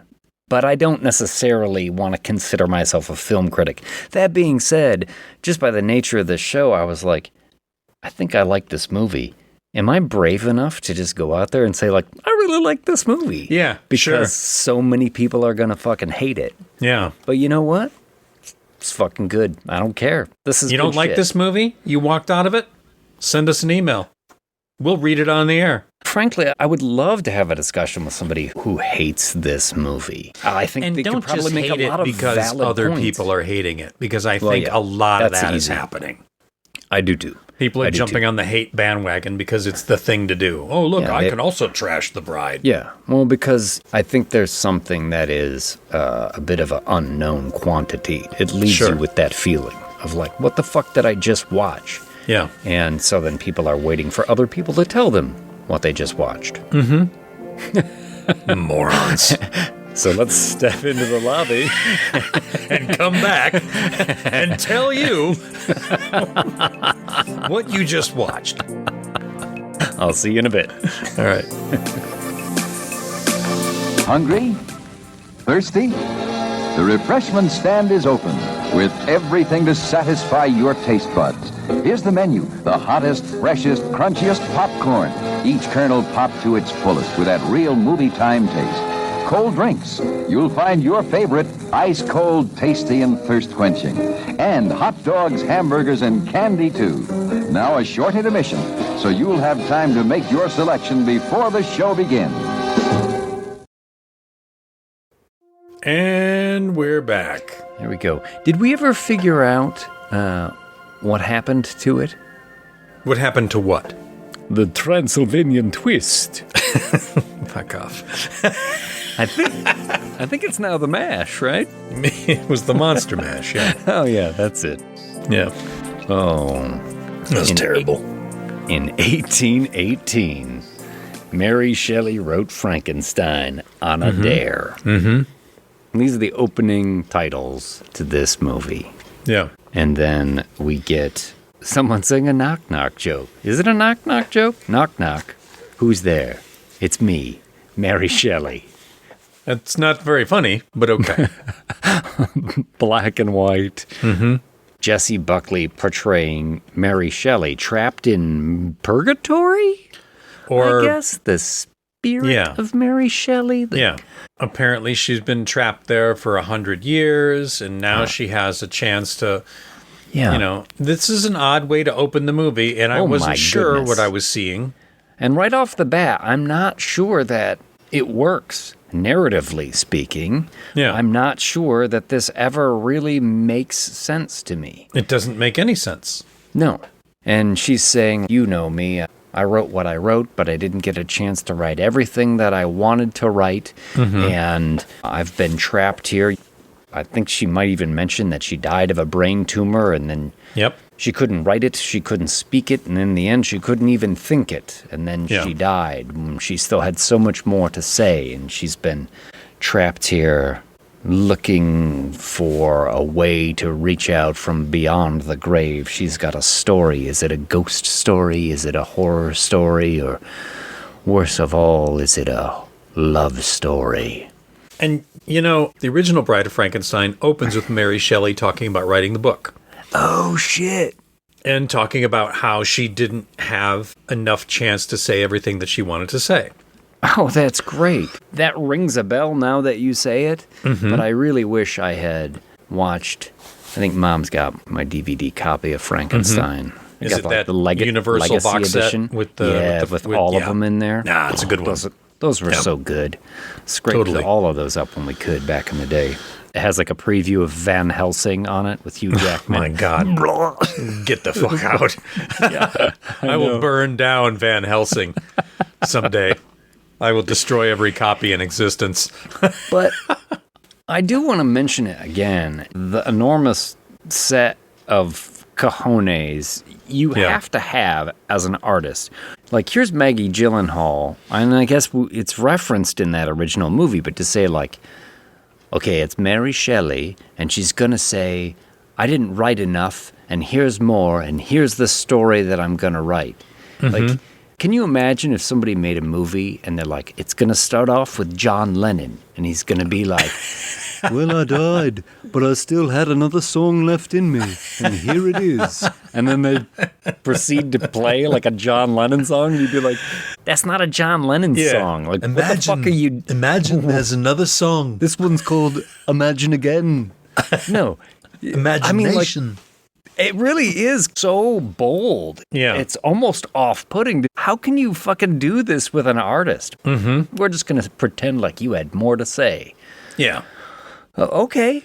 And yet the movie unfolds like Mary Shelley is tuning the narrative because she possesses this character of Ida.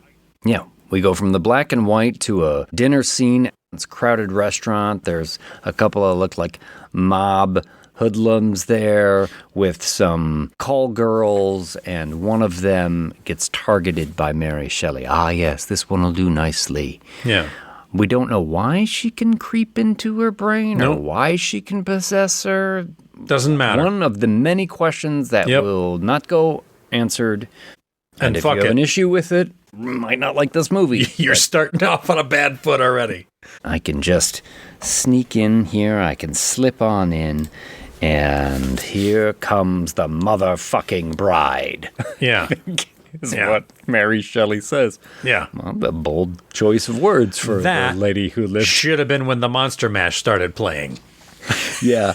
You know, I think if they had started it with the Monster Mash, that probably would have thrown me more than anything. I like it revealing itself the way it did, even though it took me 2 viewings to make any sort of decision about whether it was a good choice or not. Yeah.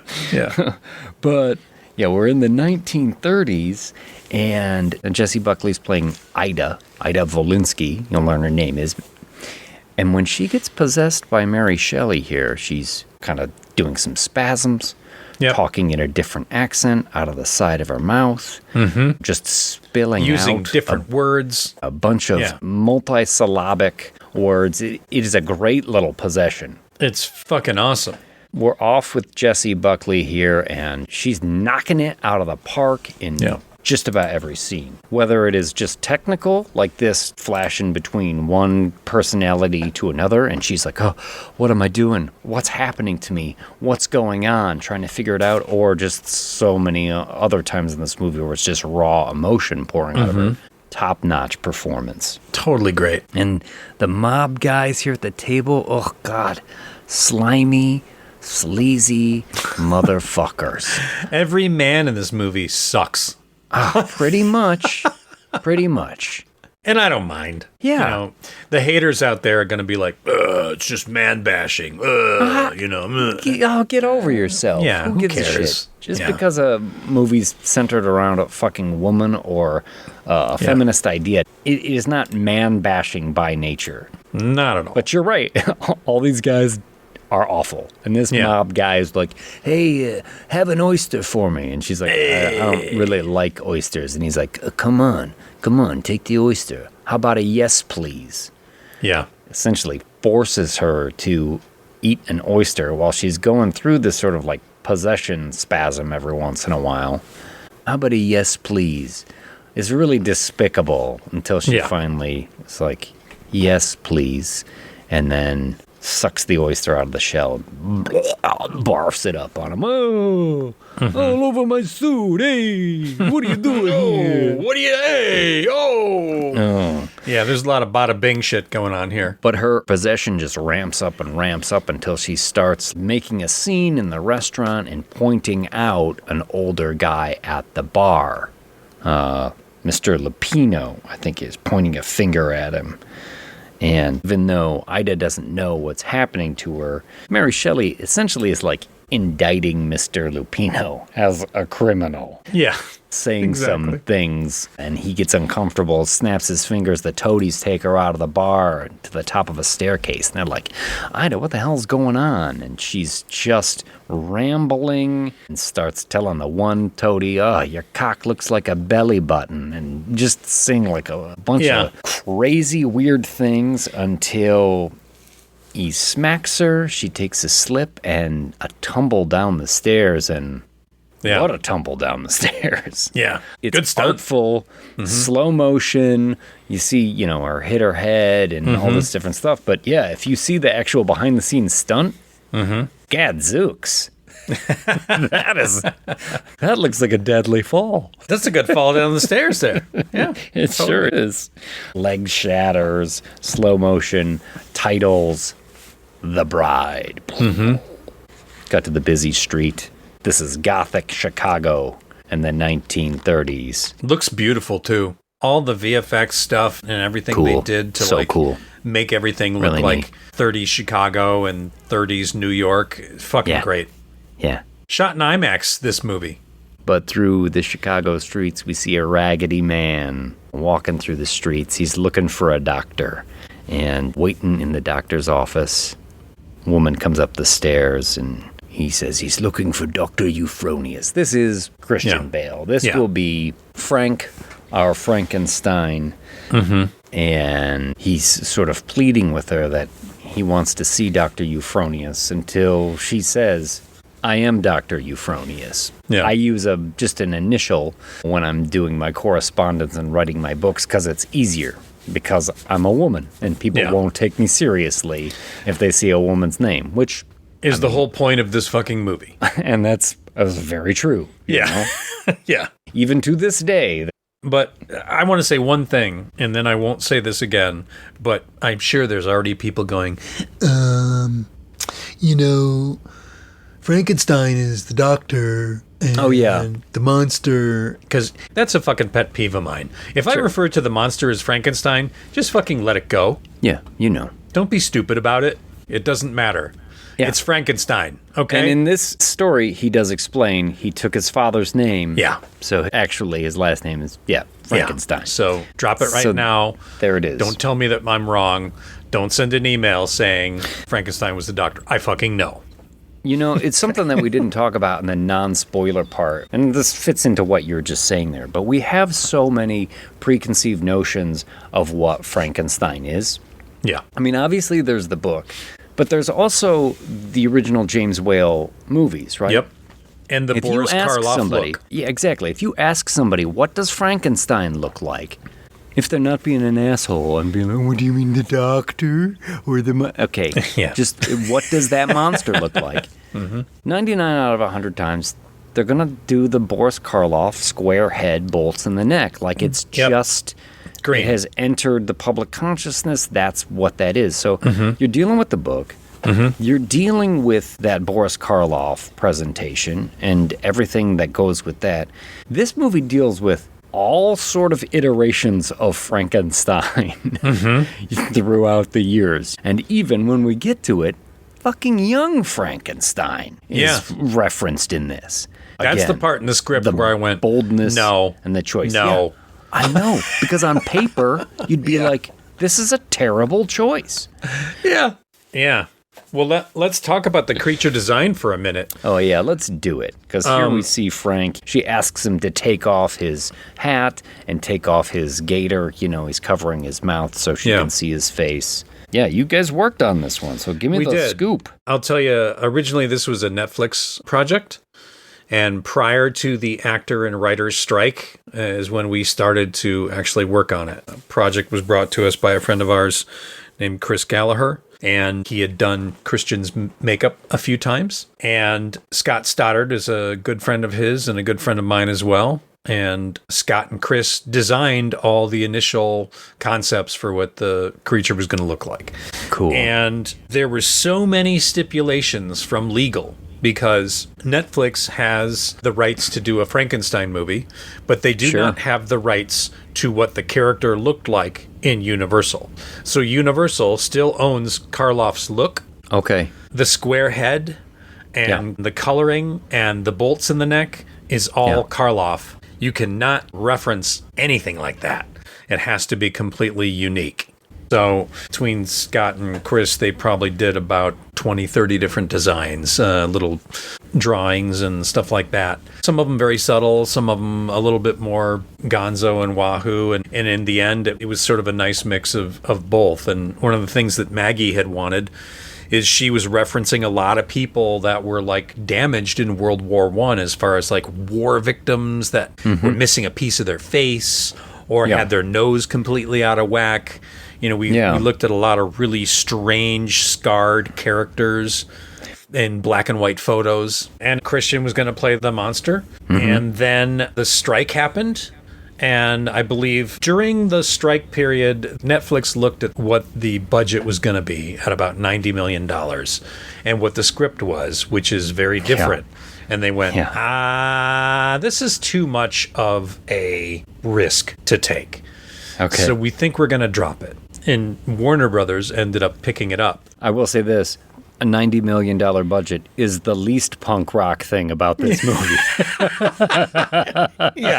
That's true. That is the one thing I'm like, it is hard to call it punk rock when it's $90 million. It's punk rock plated in gold. Very much.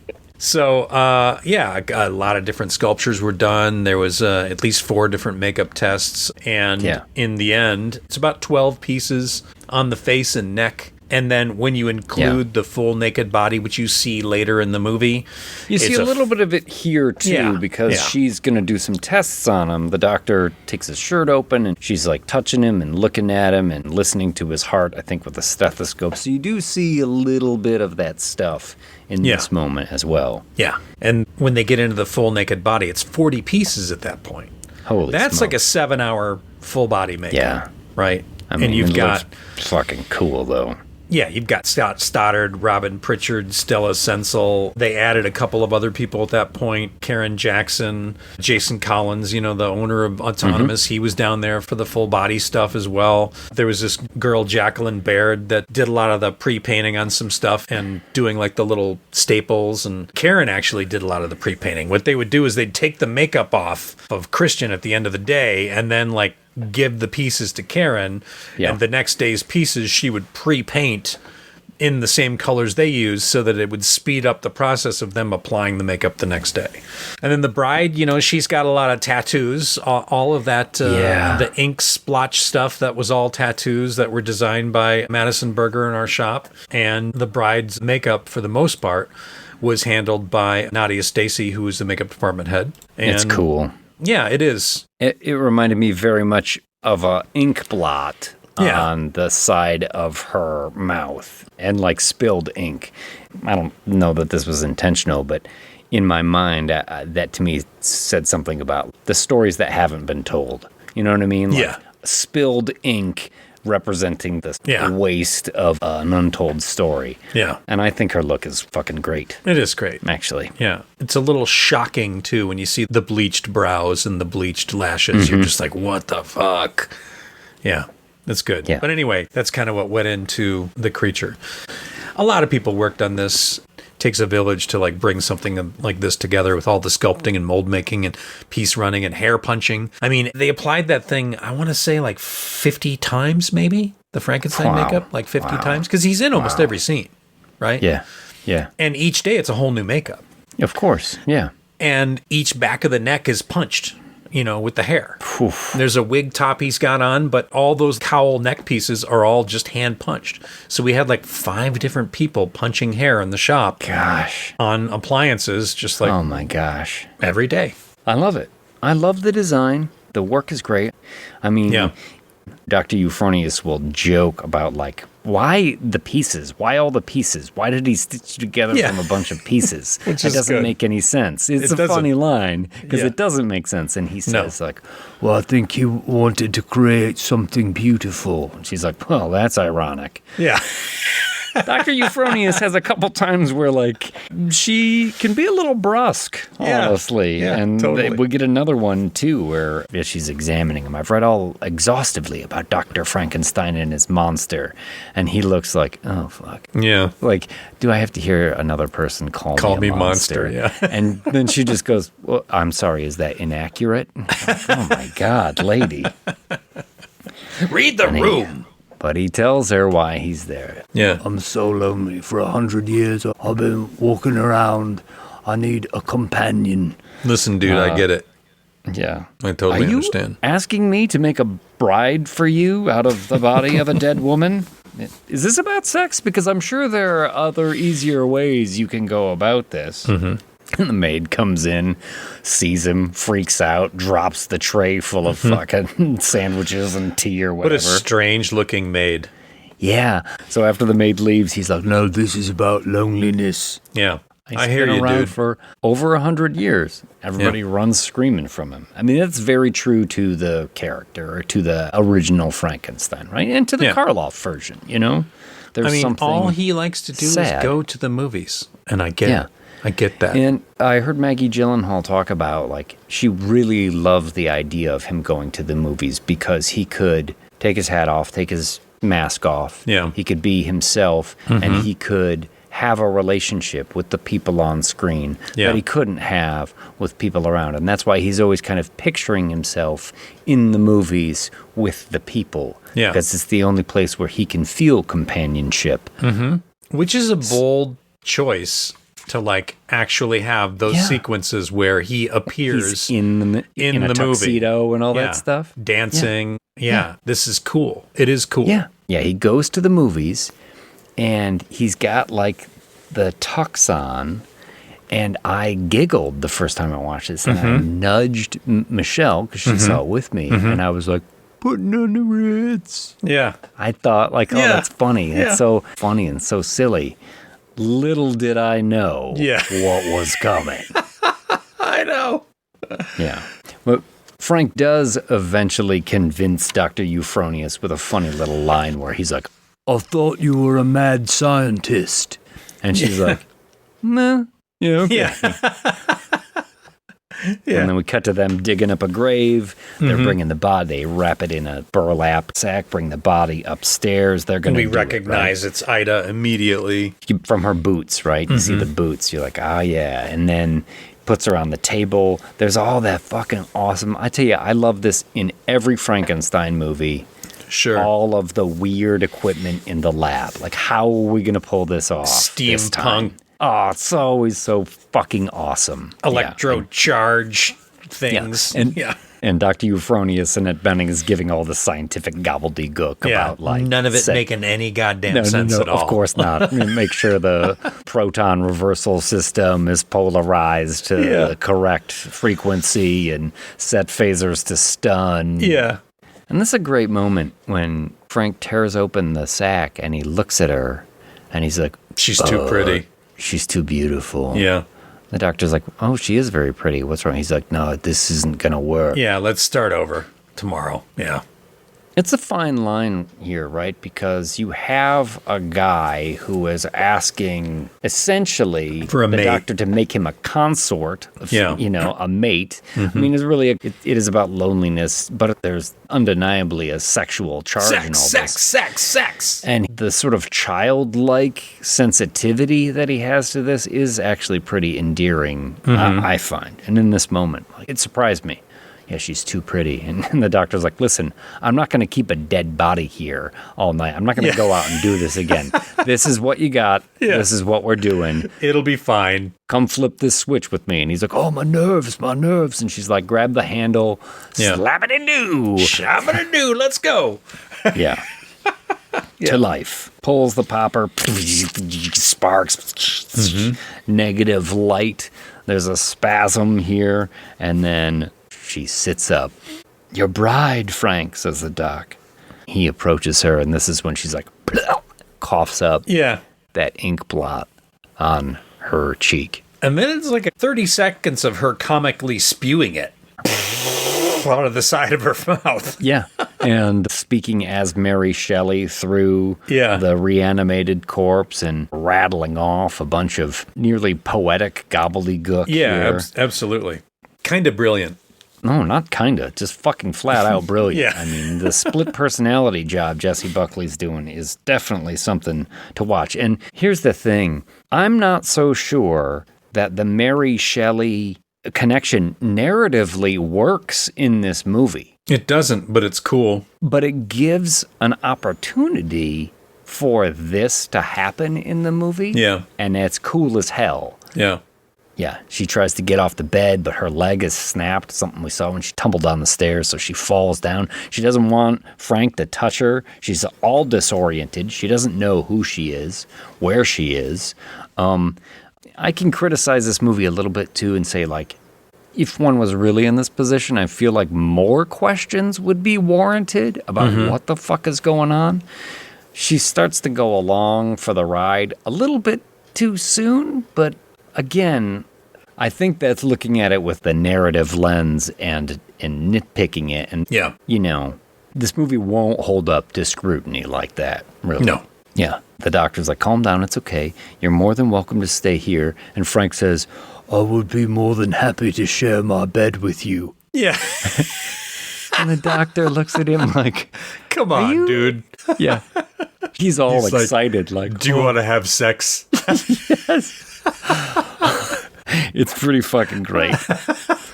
Skedaddle, you know. She's like, get the fuck away from me. Yeah. And the doc braces her leg, and Frank goes back to the movies to sort of live in his fantasy a little bit. And the doc tells her, like, no, you're his bride. She lays down the basic story here for Ida. Maybe you could ask more questions, but we're on the ride now. We're ready to go. Yeah. That night, Mary Shelley dream visits Ida, right? What's my name, she asks. Can you tell me?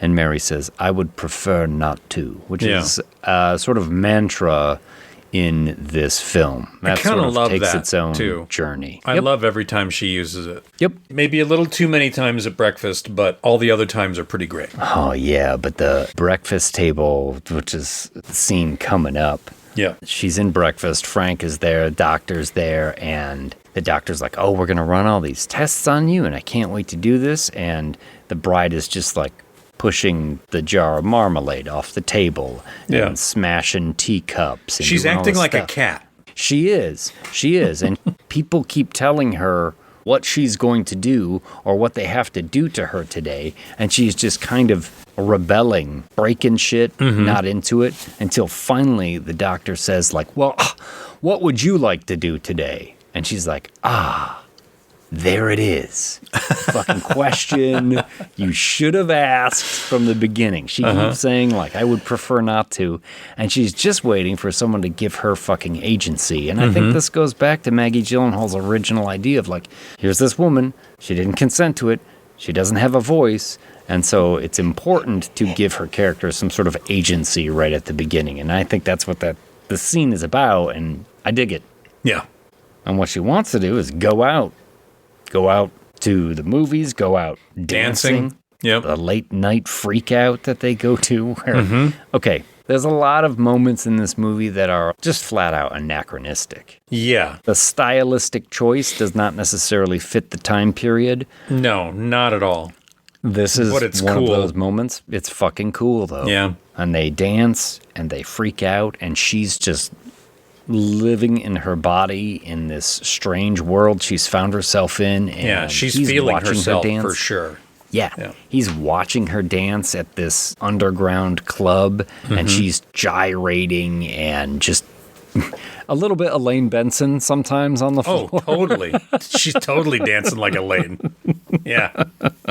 Kicking the legs out, kicking the arms back. Yeah. No, she's got the Elaine down for sure. Manic, oversexed, powerful dance, and he is zoning out, sort of imagines her in one of those like Follies dresses or like something from Top Hat or Swing Time, one of those Ginger Rogers, Fred Astaire movies where she's got like tassels on, dressed all in white and dancing.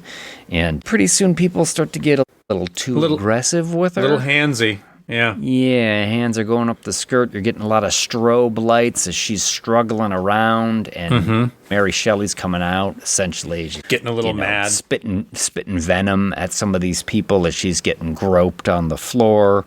And she screams, gets smacked, and then Frank is there to kind of pull her off the dance floor.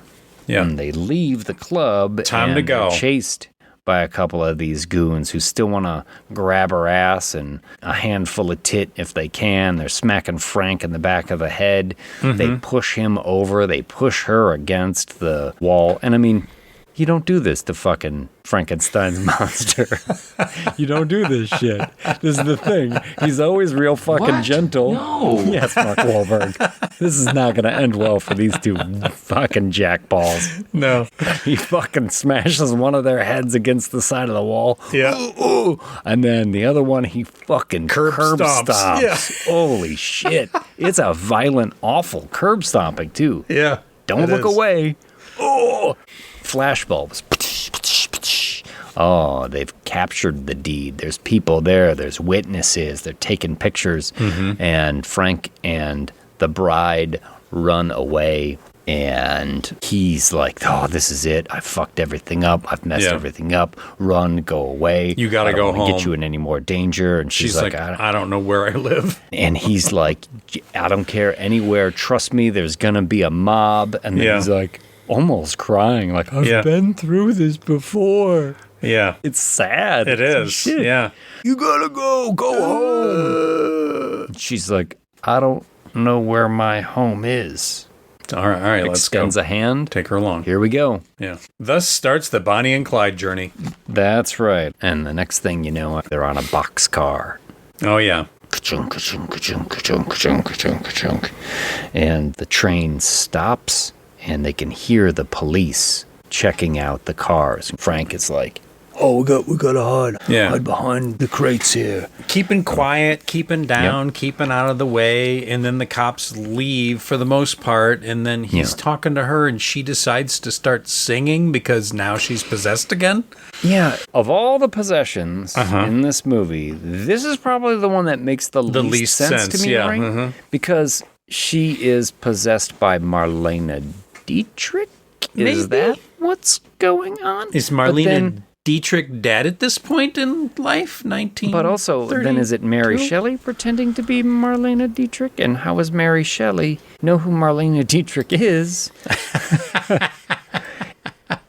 But there is a point, too, where in this movie I had to decide, like, well, if we have Mary Shelley in a movie, and Mary Shelley's supposed to be real, then how can we also have Frankenstein's monster in a movie and have that also be real, since Frankenstein's monster is a creation of Mary Shelley? And I just had to decide, this is a story. This movie is not asking you to pretend like all of this stuff is really happening. Because, this is another moment where I'm like, I don't know that this necessarily makes sense. But her singing as Marlene Dietrich brings the cops back there. Well, Marlene Dietrich was popular at the time, but she didn't die until 92, so it definitely wasn't channeling the spirit of her. Oh, so then it was Mary Shelley being Marlene Dietrich. Or it was Ida singing as Marlene Dietrich, but I don't know why Ida would do that. Either way, here come the cops. Because they heard the singing, even though Frank's like, no, don't. Yeah, he had been looking at his newspaper clipping because that's what he does to calm his nerves. He just looks at that picture of Jake Gyllenhaal in the newspaper like, oh, I love him so much. I gotta look at the director's brother. I see you back there. Come on, stand up. Sorry, I'm sorry. And he stands up, and the cop looks at him, and he's like, oh, my God, seeing the monster. You know, typical reaction to the monster that the townsperson always has. Yep. And he's got his revolver on him, and he's going to crack off a shot, and then Ida comes around the other side of the cart screaming, bang. Pushes him off, and he falls off the train and dunk, hits his head on like some metal railing. Oh, yeah, he does. Oh. You know that dude's toast. Whoops. And she looks legitimately horrified at what she's done. Yeah. And this is when we're going to cut to Detective Sarsgaard and his gal Friday, Penelope Cruz, the kind of worthless detective, and the secretary who is far actually more does capable. the job. Yeah. Yep. Now they're by the corpse of the curb stomped guy in Chicago. Yep. And he is doing the old coroner with a donut here, which we know we appreciate that one. The old coroner with a donut. But they will be tracking them now throughout the movie. Mm-hmm. And the bride and Frank have taken the train to New York City. And we get a scene where he is essentially in his underwear in the fountain at Washington Square Park in New York City, pulling the pennies out of the fountain. Getting the change out, yep. I really felt like this was a tremendously sad scene. Because she's looking at him like, this is a crazy time for a bath. Like, what are you doing? And he's like, oh, I'm getting all these pennies. And he does it in a way that you're like, oh, this guy has done this many times before. This is how he makes money. Yeah. Fuck, this is sad. And he looks sad, and she looks sad. And this is the first time you see the full makeup, too, like the chest and the back and all that. Yeah. And when you look at it, you would swear he's not wearing a full back piece or a full chest piece, but he is, because it just it's just that good. It is. It is that good. Yeah. It is that good. Yeah. Absolutely, because it looks awful. I'm going to post some pictures on the Instagram, so don't worry. There's going to be cool behind-the-scene pics on the Instagram. When the creature is legitimately ugly like that, it allows them to have like a certain level of pathos to them. It's sort of a little bit like the Elephant Man. Do you know what I mean? Sure. Like somebody who knows that they are so hideous that no one will love them, that no one will want to be close to them, that people will just look at them and instantly be repulsed. And so having this makeup make him look truly terrifying and horrible like this is the best choice, I think. Yeah. Rather than my father wanted to create something beautiful and I'm 6'7" Jacob Elordi and Gothic panties are flying off everywhere at the mere mention of his name. Boy, aren't they. Fucking, he's got the old 1-2 punch right now with that and Wuthering Heights. Like, what, you fucking kidding me? Hey, man. Oh, Gothic girls, fucking basements flooded all over the world. Oh, my lordy, indeed. They're hiding, the bride and Frank are hiding in, I don't know what this is, like an abandoned indoor swimming pool or something in New York City. Weird. I don't know. Yeah. Like a Turkish bathhouse with no water in it or something. And they're looking at a newspaper. Frankenstein and his bride on the run. He's like, is that's what they call me? What's my name? She asks him. Yeah, it's a little late. I would have thought what's my name would have been like maybe a day one, maybe hour one question. Number 2. Yes. Who am I? He comes up with Penelope Rogers. He is continuing this lie that has been told to her that she was betrothed to him before the accident. He believes it's the thing that's going to make her love him because he's afraid he's not going to be loved. And he wants her to fully understand, oh, no, you've always loved me. Yeah. She's obviously not repulsed by him because she is a monster, for lack of a better term as well. But here comes another moment where I just feel for this character because she's like, Penelope Frankenstein has a nice ring to it. You want to fuck? Might make it easier to sleep. And approaches him and begins to take off his clothes and kiss his body. And he can't do it. He says no thank you and kind of pushes her away. And she's like, okay then, I guess. I mean, she was a call girl before all of this started. So this would be very nonchalant for her. And it is. It's too nonchalant for him. It is. That's exactly what it is. And he has a desire to be loved, and it goes beyond just, he has talked about a whole garden of pleasures that has been closed to me my entire existence. But tell me about it, brother. But still, this moment is genuinely sweet. It is. I dig it. Yeah. Meanwhile, in Indiana, the detectives have tracked down the guy who fell off the train and hit his head. And all the police there are paying no attention to the lady. Yeah. She's trying to ask questions and they're like, whatever, dame. And is your father around? I'd like to speak to him, if I may. She discovers the newspaper clipping that Frank had been looking at before all the shit went down on the train. essentially leads her to conclude that they are following the Ronnie Reed movies. Yep. Yeah, exactly. Yep. It's cool. And she will go over all this at the diner in the next scene. Mm-hmm. And he's like, oh my God, that train. Where was that train going? She's like, New York. She's like, I already got the tickets. Get tickets. Yeah. She's like, I get tickets. Yeah. Eminently capable, right? Yeah. She is a better detective than him. And she wants to be credited as a detective. And he's like, I don't know if we can do that. You know how guys are. Yeah. I don't fully understand what she is. I think she's supposed to be his secretary for real. But did detectives have secretaries? I mean, Because he's a police detective. He's not a private detective. He's not a private dick, no. Because a private dick would definitely have a secretary. But a police detective, I wouldn't think would. And later in the movie, he will essentially name his successor as detective, and he names her. Yeah. And I would think you wouldn't be able to do that if you were not already on the police force. So yeah, she must be on the force in some capacity. Again, I think these characters are the weakest element of the movie, and they're literally just there for info dumps. Sure. Yeah. But I also love Penelope Cruz, so I don't want to hear any more bullshit out of you. Listen, they would never allow that dame to be a cop. You shut your whore's mouth. But Frank and the bride are in New York City, and we get a great shot of Times Square here. It's good. You were talking about the VFX. This is just cool. Looked fantastic in IMAX. Although Frank wants to go to the Galloping Gourmet or the Delightful Detective or whatever the movie he's seen a bunch of times is. And she's like, we've already seen that. You know, Detective Sarsgaard and his gal Friday are definitely waiting at that theater movie house. Yeah. And the bride's like, no, we've seen that already. Let's go to this one. And so they go to a 3D movie. Yeah. So this is definitely an anachronism. Now, they did have 3D movies as early back as the 1950s. Early 30s. Did they have them in the 30s? Really? Yes. Because I thought, this is bullshit. This is just a total anachronism.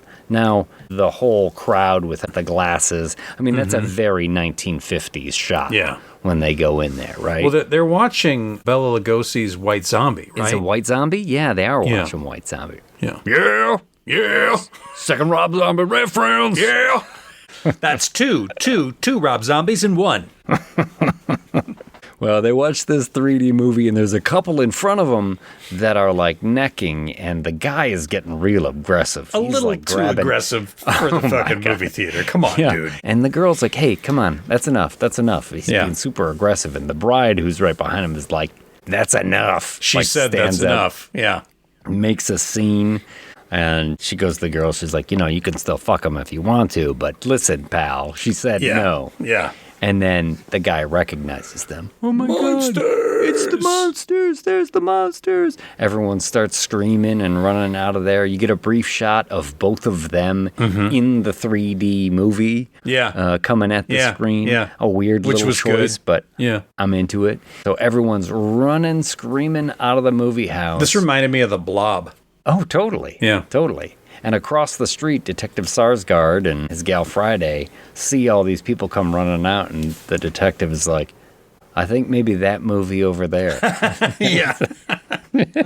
It's kind of a good little deadpan Very moment. good. Yeah. So now they're on the run from the mob, and people literally have torches. Yeah. So it's like... Which is funny. It's like the 1930s, though. All of a sudden, like, they're out there with fucking torches like it's the 1830s. I'm pretty sure there was a pitchfork or two, too. Yeah, I'm sure. Yeah.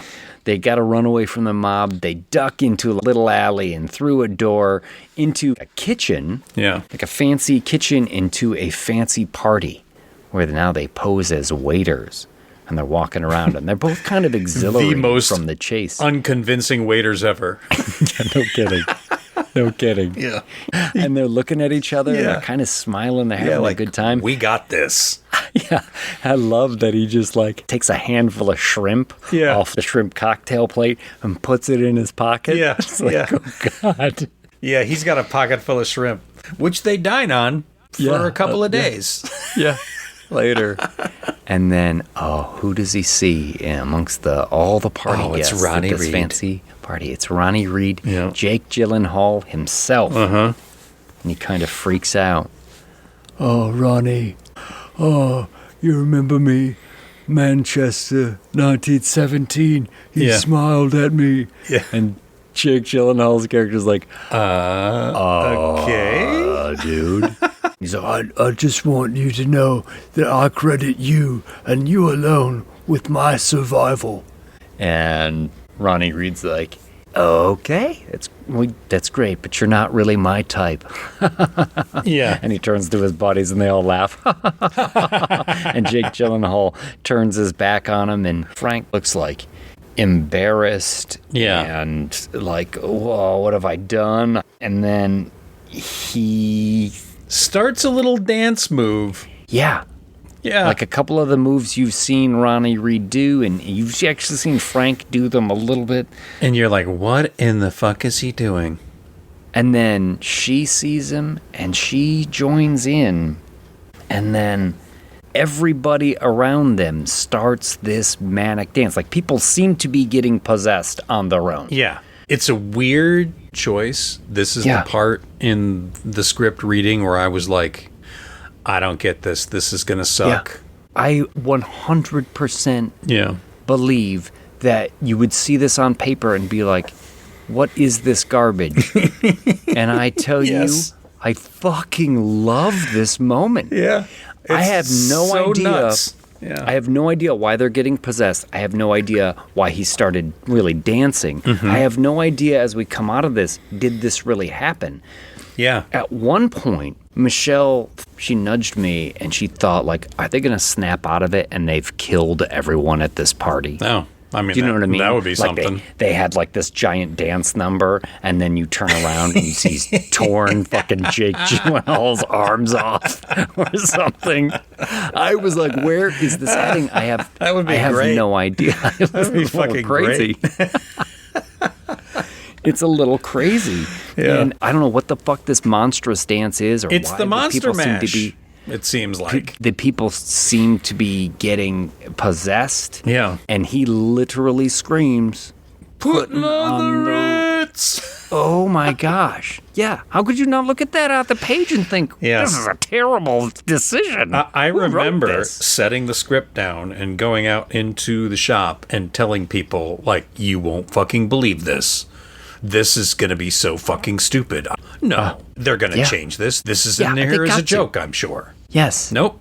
Yes. And it works. I applaud Maggie Gyllenhaal's vision on this. And I think, you know what, some people are, they're going to be like, this is the stupidest thing I've ever fucking seen. Yeah. There's some people that will not jive with this moment. Yep. I know people out there are hating it probably already. Oh, yeah. They're going to make fun of this moment. They're going to try and say You know, that it rightly is so. worse than fucking Cats. Fine, to each your own, but I have to say, I think Christian Bale and Jesse Buckley fucking nail this. There is something wonderfully chaotic Yep. and gleeful. They look Yep. like they're having a good time. I think they nail it all around. They do. And then the cops come in at the end of this. The bride spots Detective Sarsgaard, and there's like this look of recognition, especially from him looking at her. And the cops get Frank at gunpoint, but in the kerfuffle, a gun slides over to her, and she grabs it, and she puts Ronnie, the actor, at gunpoint. Yep. On his knees. Let him go, let him go. And Detective Sarsgaard is kind of freaking out a little bit. Please, I'm sorry. She's like, what are you sorry about? And in her possession, or she's Ida, she starts spilling the beans about Mr. Lupino, the old guy that she had fingered at the bar earlier in the movie. Oh, yeah. That's what I'm talking about. That's Getting right. fingered at How the many bar. episodes can we make that joke in? Yeah. And talking about him paying off the commissioner and killing girls to keep them quiet. And this is a weird thing, too, because it's like in her manic state here, she seems to be able to see into other people's dark past at the party. She starts making accusations. I feel around like the room she's at having people. other ghosts sort of guest spot inside her. So it Yeah. feels like she's channeling all these spirits of dead women that were abused by people in this room. all the time with a gun in her hand. And I thought she would have got shot. Yeah. They would have just plugged her at some point. Somebody would have taken the shot. Well, she shoots a cop within, and then she shoots within a cop. minute. And then he's like, nobody does anything. No. Frank pulls down a chandelier and they escape. Yeah. Frank is energized, though. Oh, yeah. You were incredible. And she's like, He's in love. did you see the look on that cop's face when I shot him? He looked so surprised. She doesn't know how to process this right now. Yeah. He's super excited. everything has gone to shit. There's nothing to do right now but live. Yeah. And we get this monstrous montage. And I'm telling you, from the dance sequence and through all of this, I am plugged into this movie. I love it. This shit, where they shows them like at the movies or in the car, like screaming out the window, getting fucking tattoos on his chest. Yeah. Says Penelope on there. They're fucking like on the screwing. run. And they're Fuck, eating shrimp yes. in the front seat of the car. And Let me tell you, I gotta tell you, man. yeah.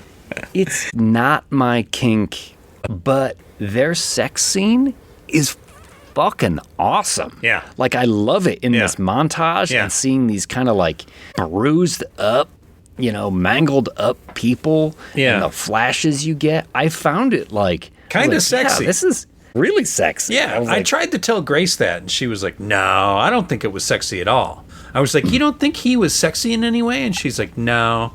She's like, what about him made you think he was sexy? And I was like, I don't know. He just had like a badass sort of rockabilly, punk rock, scarred dude. Yeah. Plus it's Christian Bale. And it still, it kind of came off as sexy. And she, of course, doesn't look bad in any way. She is hot. Well, I think also it has payoff because of all the times that she was like, no, don't touch me, or he's like, this isn't the right time, or she's too beautiful. They've built to that. They've done a good job at building to this moment, and I think earning it. Yeah. And then we get a little, like newspaper headlines coming up, right? Spinning newspaper towards the camera. Because Ida had been extra, screaming, it's a brain attack, when she's making all these accusations and pointing the finger at men in power in that room and talking about how they had hurt women. And it starts kind of a girl riot here. This also has a little bit of that Natural Born Killers flavor where the media frenzy gets behind them here. This doesn't take up a whole lot of the movie at all. No. I kind of feel like there was a little bit more of it, but also I'm not sure how well it works. I like it. I do like it. You get a little resolution at the very end of the movie. Yeah, which is nice. You see women, they've painted the tattoo black or the smear. ink blot on their face, and they're wearing the black veil fishnet that she had gotten at the party, and they're all going a little bit crazy. Bride ignites a revolution. Yeah. Cut to a restaurant with the mob boss, Mr. Lupino, the guy she had fingered at the very beginning of it. Yeah. And he's talking with his two toadies. The same two guys who kind of pushed her down the stairs earlier. Yeah. This Ida Volinsky, look at her in the paper here. She's singing like a canary, and that makes me really nervous, so I need you guys to take care of her. Yeah. And they're like, we did. Hey, she doesn't look like she's very taken care of here. And the guy's like, listen, I did it. And then the mob boss takes out a gun and just blows one of the guys away at the table. This is a pretty chilling moment here. He's a good, evil, shitty fucking dude, this mob boss character. And gross. Yeah. Blows the guy away and then starts snacking on the fucking green bean or whatever he was eating for his dinner. He's soaking up some sauce with a piece of bread. Shoots one toady and tells the other one, you go take care of her. Yeah. And cut her tongue out. And tell your wife I said hello. Yeah. Well, he shoots all the men one. Suck. We're sorry. The other toady is leaving, and he says, cut her tongue out. I want to keep it for my collection. And you see this fucking 40 jars of fucking tongues behind him. God. Yeah. That was awful. Yeah. I was very happy at the end of this movie that got resolved, because it looked like they weren't going to resolve that bit. And I thought, this motherfucker has got to feel the pain at the end of Bring this. the pain. So yeah, Frank and Penny are on their way to Niagara Falls. The detectives have also caught the scent that they're on the Ronnie Reed trailblazing tour here. They're heading to Niagara Falls for the wedding movie. And this is when Frank and Penny get pulled over by a cop. Oh, yeah. Who forces Penny to get out of the car and starts groping her as he's frisking her. Frank, who had been, playing like he was sick. Yeah, in the front seat. And asleep the whole time, eventually has enough and just shoots the guy in the head as he's It's a pretty groping disturbing scene because the dude is like quoting dirty limericks to her while he's groping her. It's a gross, vulgar display of power. Yeah, is essentially what's happening here. And he gets what's coming to him because Frank shoots him right in the fucking head. And then his partner comes out and he's like, hey, what happened? Yeah. And he gets shot too. Yeah. But after Frank shoots that one cop, Penny fucking bends over and bites the tongue out of his mouth. Bites his tongue out, yeah. I remember us making this gag at the shop and testing it in the shop with two people that work there. Okay, who wants to kiss the other person and tear their tongue out? I won't tell you who did it, but it wasn't me. But I did film it. Did you offer him extra pay? You're like, hey. Listen. Now, 10 extra bucks. At that point, if I'm filming it, it seems like prostitution. So that's a no? That's a no. Well, she is bothered by all of this. As did I pull that man's tongue out? Yeah, she's starting to trip a little. Any of this. Frank, was I the same before the accident? And he's having trouble answering these questions about her past now. Yeah. And it's in Niagara Falls where Detective Sarsgaard finally catches up with her. Tells her name was Ida. Yeah, Ida, I'm so sorry. Ida, it's me. I got you into this. Please, Ida. And I think she says, Ida? I'd rather be called something else. Shoots him in the leg. Yeah. I'd rather be called something else. Yeah, but then she also screams, don't fuck your witnesses, detective, a rookie mistake. Yeah. As she leaves. Yeah. Because we'll get the story here that... in the info dump. The detective was trying to pin stuff on the mob boss, and he was having these call girls gather information for him. And he was having sex with her, and then the higher up said, you got to close the case, because obviously the mob had paid them off, so he felt bad that he had to close the case and leave the girls stranded, and that's why she ended up getting killed. Yeah. He's telling his gal Friday he's a terrible cop, he's a corrupt cop, and she's like, yeah, you kind of are. And he's like, you can be the detective now. Here you go. Hands her the badge. Not sure got to that's name my replacement. how it works, but okay. But that's how it's working now. That's how it works in the movie, and I'm fine with it. I don't care. But Ida has discovered that all the lies she's been told, none of this is true. Mm-hmm. She comes around pretty quickly, though. A little too quickly, to be honest. Because she's essentially saying, like, I'll let you out anytime you want. And then she just stops the car. She's like, why don't you just leave right now? Yeah. And then he kind of doubled over a little bit. And she realizes he's been shot. Yeah. Oh, shit, Frank. Oh, I don't want to go to the hospital. And she's like, you don't need to get to the hospital. I know where you need to go. I know the one thing that'll settle your nerves. So they go to a drive-in movie theater. Fuck yeah. Right? She's still a little mad at him.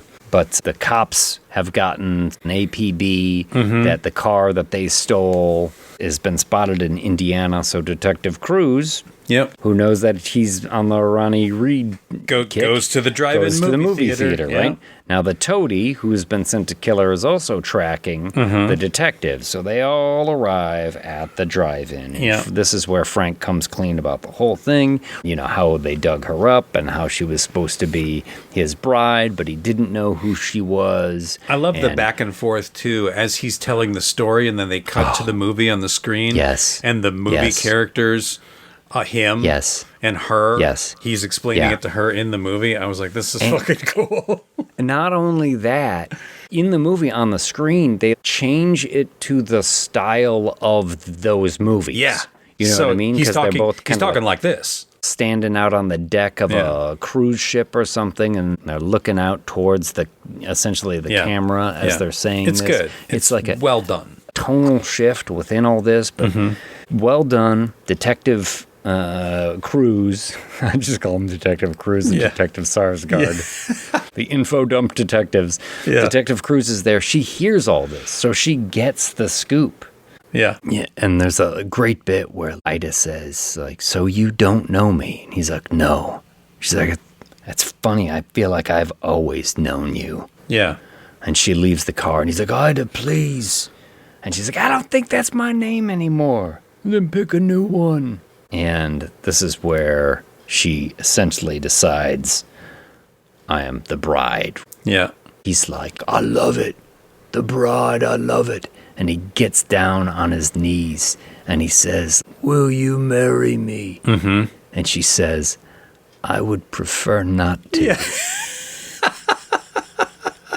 It's fucking awesome. It is. It's an awesome moment. Yeah. It's like the 6th time she said, I prefer not to. And it really totally fucking works. And it fucking seals the deal. Because, Yeah. like, she takes agency. She takes the name on for herself, for her own reasons. And it's not to be married to him. Yeah. But they're having a moment of connection Yeah. here.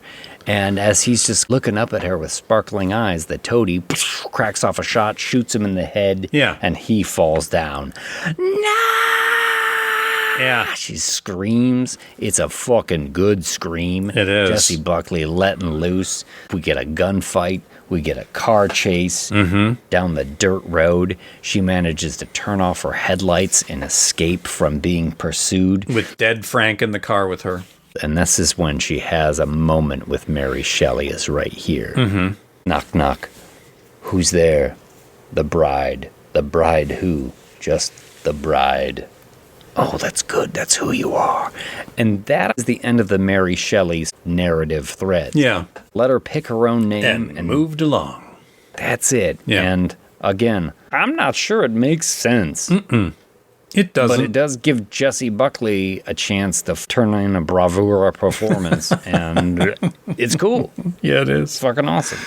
Yeah. So yeah. So then she takes the body of Frank to see Dr. Euphronius, and you got to bring him back. And she's like, no, we can't. I just need to do some tests. I obviously couldn't bring him back, but he's leaking radiation. She's just like, wants to do the sciencey shit. But everybody has tracked them here. Detective Cruz heard the story. The toady is following her. So they're all sort of gathering at They're all this one sneaking area. out into the hallway and overhearing this. Yeah, I didn't ever ask for this. Help me, please, she says to the doctor, and pulls the gun on Dr. Euphronius. I want this so much. It's terrifying. And then, after a little bit more discussion, a little bit more back and forth, cops are storming in here. And when everybody gathers in there, the toady cracks off a shot and shoots the bride. Then And all of the cops everybody open fires. fire. Yeah. Just like This is the Bonnie and Clyde moment. absolutely Bonnie and Clyde. Yeah. Absolutely. Just riddled. With bullets. Yeah. And they're all shooting and shooting and shooting. And Detective Myrna, that's her name. I have my own character arc in this episode. Detective Myrna, Penelope Cruz, she takes control. Yeah, everybody stop firing. Yeah. And they're like, hey, who are we talking to? Where's the detective? And she's like, I'm the detective. Oh, this dame. We got to take orders from a skirt? And the older guy's like, I don't like this. She's like, yeah, get a sergeant, secure the perimeter, and make sure you take care of that guy who's trying to escape on a fire escape. I call it a hunch. Cha-cha-cha-cha. So she gets the cops to clear out of the Penelope room. Cruz is spot on, by the way. Thanks. I've been working on it. Yeah. She gets all the cops to leave the room, and then she tells Dr. Euphronius, I'll let you clean up here. You have as long as you want. And we'll cut Hint, nudge, nudge, wink, wink. I'm going to go downstairs. outside the house where the cops have busted the toady and everything's being cleaned up down there, and you see sparks start to fly in the top window of the house, and in the interior you see the bride who had collapsed right on Frank, and Frank's hand spasm back to life a little bit, and they hold hands. Yeah. You start to roll credits. We get an end credit scene where a bunch of the brain attack girls with the tattoo have cornered the mob boss and given him a tattoo of his own on his face. And they're cutting his tongue out. They've got all the tongues on the tables in front of them, too. Yeah. And you're like, fucking thank God this dude is getting what he deserves. Yeah. And the Monster Mash plays full fucking The volume. Monster Mash. What the fuck? And the Monster Mash made me so happy when it came on. Yeah. Yeah. It's a good movie. People need to give this movie a shot. They really fucking do. Yeah. And eventually people will. Yeah. There's a lot of cool stuff. Creature design is great. Mm-hmm. I always love seeing the laboratory and seeing like what kind of gobbledygook are they going to spew out. Annette Bening has a really nice little moment at the end of it where she's like, my husband and I were trying to pursue a disobedient geometry. Disobedient geometry. Something that doesn't follow the rules of science and nature. That's what this whole movie is. Hot fucking dog. There you go. Disobedient geometry. Yeah. A review of The Bride. But before we go, you know what time it is? I think so. Remind me. It's time for shoutouts. Yeah. Oh, I'll tell you what. Whole damn family. We want to thank you for being a part of it. First Blood. Thank you, First Blood. Not me. You got this color spit at me and call me baby killer? He was waiting. I mean, if your name is First Blood in the Discord, you're just waiting for someone to do that to you. Covet Eater to Raven. Come in. Also want to thank Cranberry. Thanks so much. Thanks, Zach. So good with turkey. Zach is. Patrick Baxter from up north. Patrick Baxter. Yeah. He's a Canadian, is he? He is a Canadian. Ooh, I wonder if he's still with us after the My Bloody Valentine fiasco. I'll have to check in with him. What about Aaron Morris? Aaron Morris has got some tail. Been with us for a little bit. Thank you, Aaron, for all the support. David Bradburn, one of my favorite people around these parts in Chicagoland. Thank you, David, for sticking with us. We appreciate it. Our $4 Whole Damn Thing member. The Alabama Misfit, remember her? She's been with us pretty much since the beginning. From the beginning. Yeah. And we always like seeing you participate in the conversations in the Discord. Could use a little bit more of it, though, Alabama Misfit. Don't be shy. Yeah, come on. S.A. Barton. Getting S.A. Barton. $1. Yeah. Well, you know what? What? What about head for $1? He's a writer. I was going to say something crass, but S.A. Barton, no, I appreciate it. Who doesn't like a little head for $1? I mean, S.A. Barton does. Exactly. Sure. What about my man Dez? Dez always popping off in the Discord. Dez, thank you for being a $4 Whole Damn Family member. Ulrich Zauber, maybe the best name in the entire Whole Damn the whole fucking thing. Ulrich Zauber, that's a powerful name. Yeah. Thank you. Ulrich. Second best name, Detective Frank McLaughlin. As long as he's a $4 Whole Damn Thing member, we will not be making him turn in his badge and his gun. That's right. Andrew Doran, thank you so much, Andrew, for your support. We love you.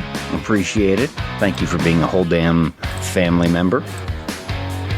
And Stephen Tochi, thank you for being a Whole Damn Family member. Thanks for all the support. We got a couple of new people. You want to talk about the new people? Yes. Scott Stoddard. Thank you for joining the Whole Damn Family. We appreciate it. Hope you're having a good time. Thank you for joining twice. Once mistakenly, and then joining again on purpose. Oh. I thought it was just two gentlemen named Scott Stoddard. It's the Stoddard twins. Two different. Yes, their parents named them both Scott.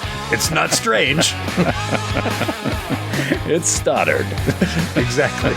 It's pretty Stoddard stuff, if you think about it. Who's next? The Axeman, Mike Axtell, longtime friend, all the way back to high school. Thanks, Mike, for joining. The Slayer himself. That's right. Bethany Ackerman. Thank you, Bethany, for joining at the $2 tail level. We appreciate it. We appreciate it so much. And Jeremy Sellenfriend, who is a makeup effects artist, worked on a lot of things like Companion and Smile and Smile too. Yeah.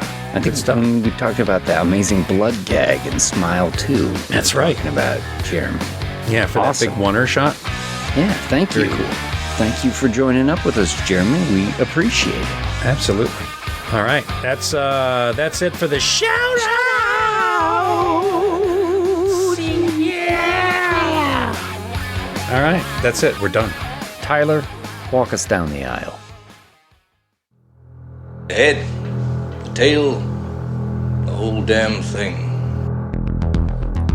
Here comes the bros, rings on their toes. Are they secretly married? I don't know. Brothers, you should know that by now. I suppose. All right, so this has been The Head, the Tail, the Whole Damn Thing with Mike D. McCarthy and James Knight, your industry professionals. I'm your announcer, Tyler Patton. Join us next time for the American version of The Ring. I saw that in the theater, and the person I went to see it with left right when she put the videotape in to go to the bathroom, and then he came back and said, "What I missed?" And I'm like, "You missed everything." And Undertone, which I haven't seen yet, but I'm looking forward to the review. See you next time.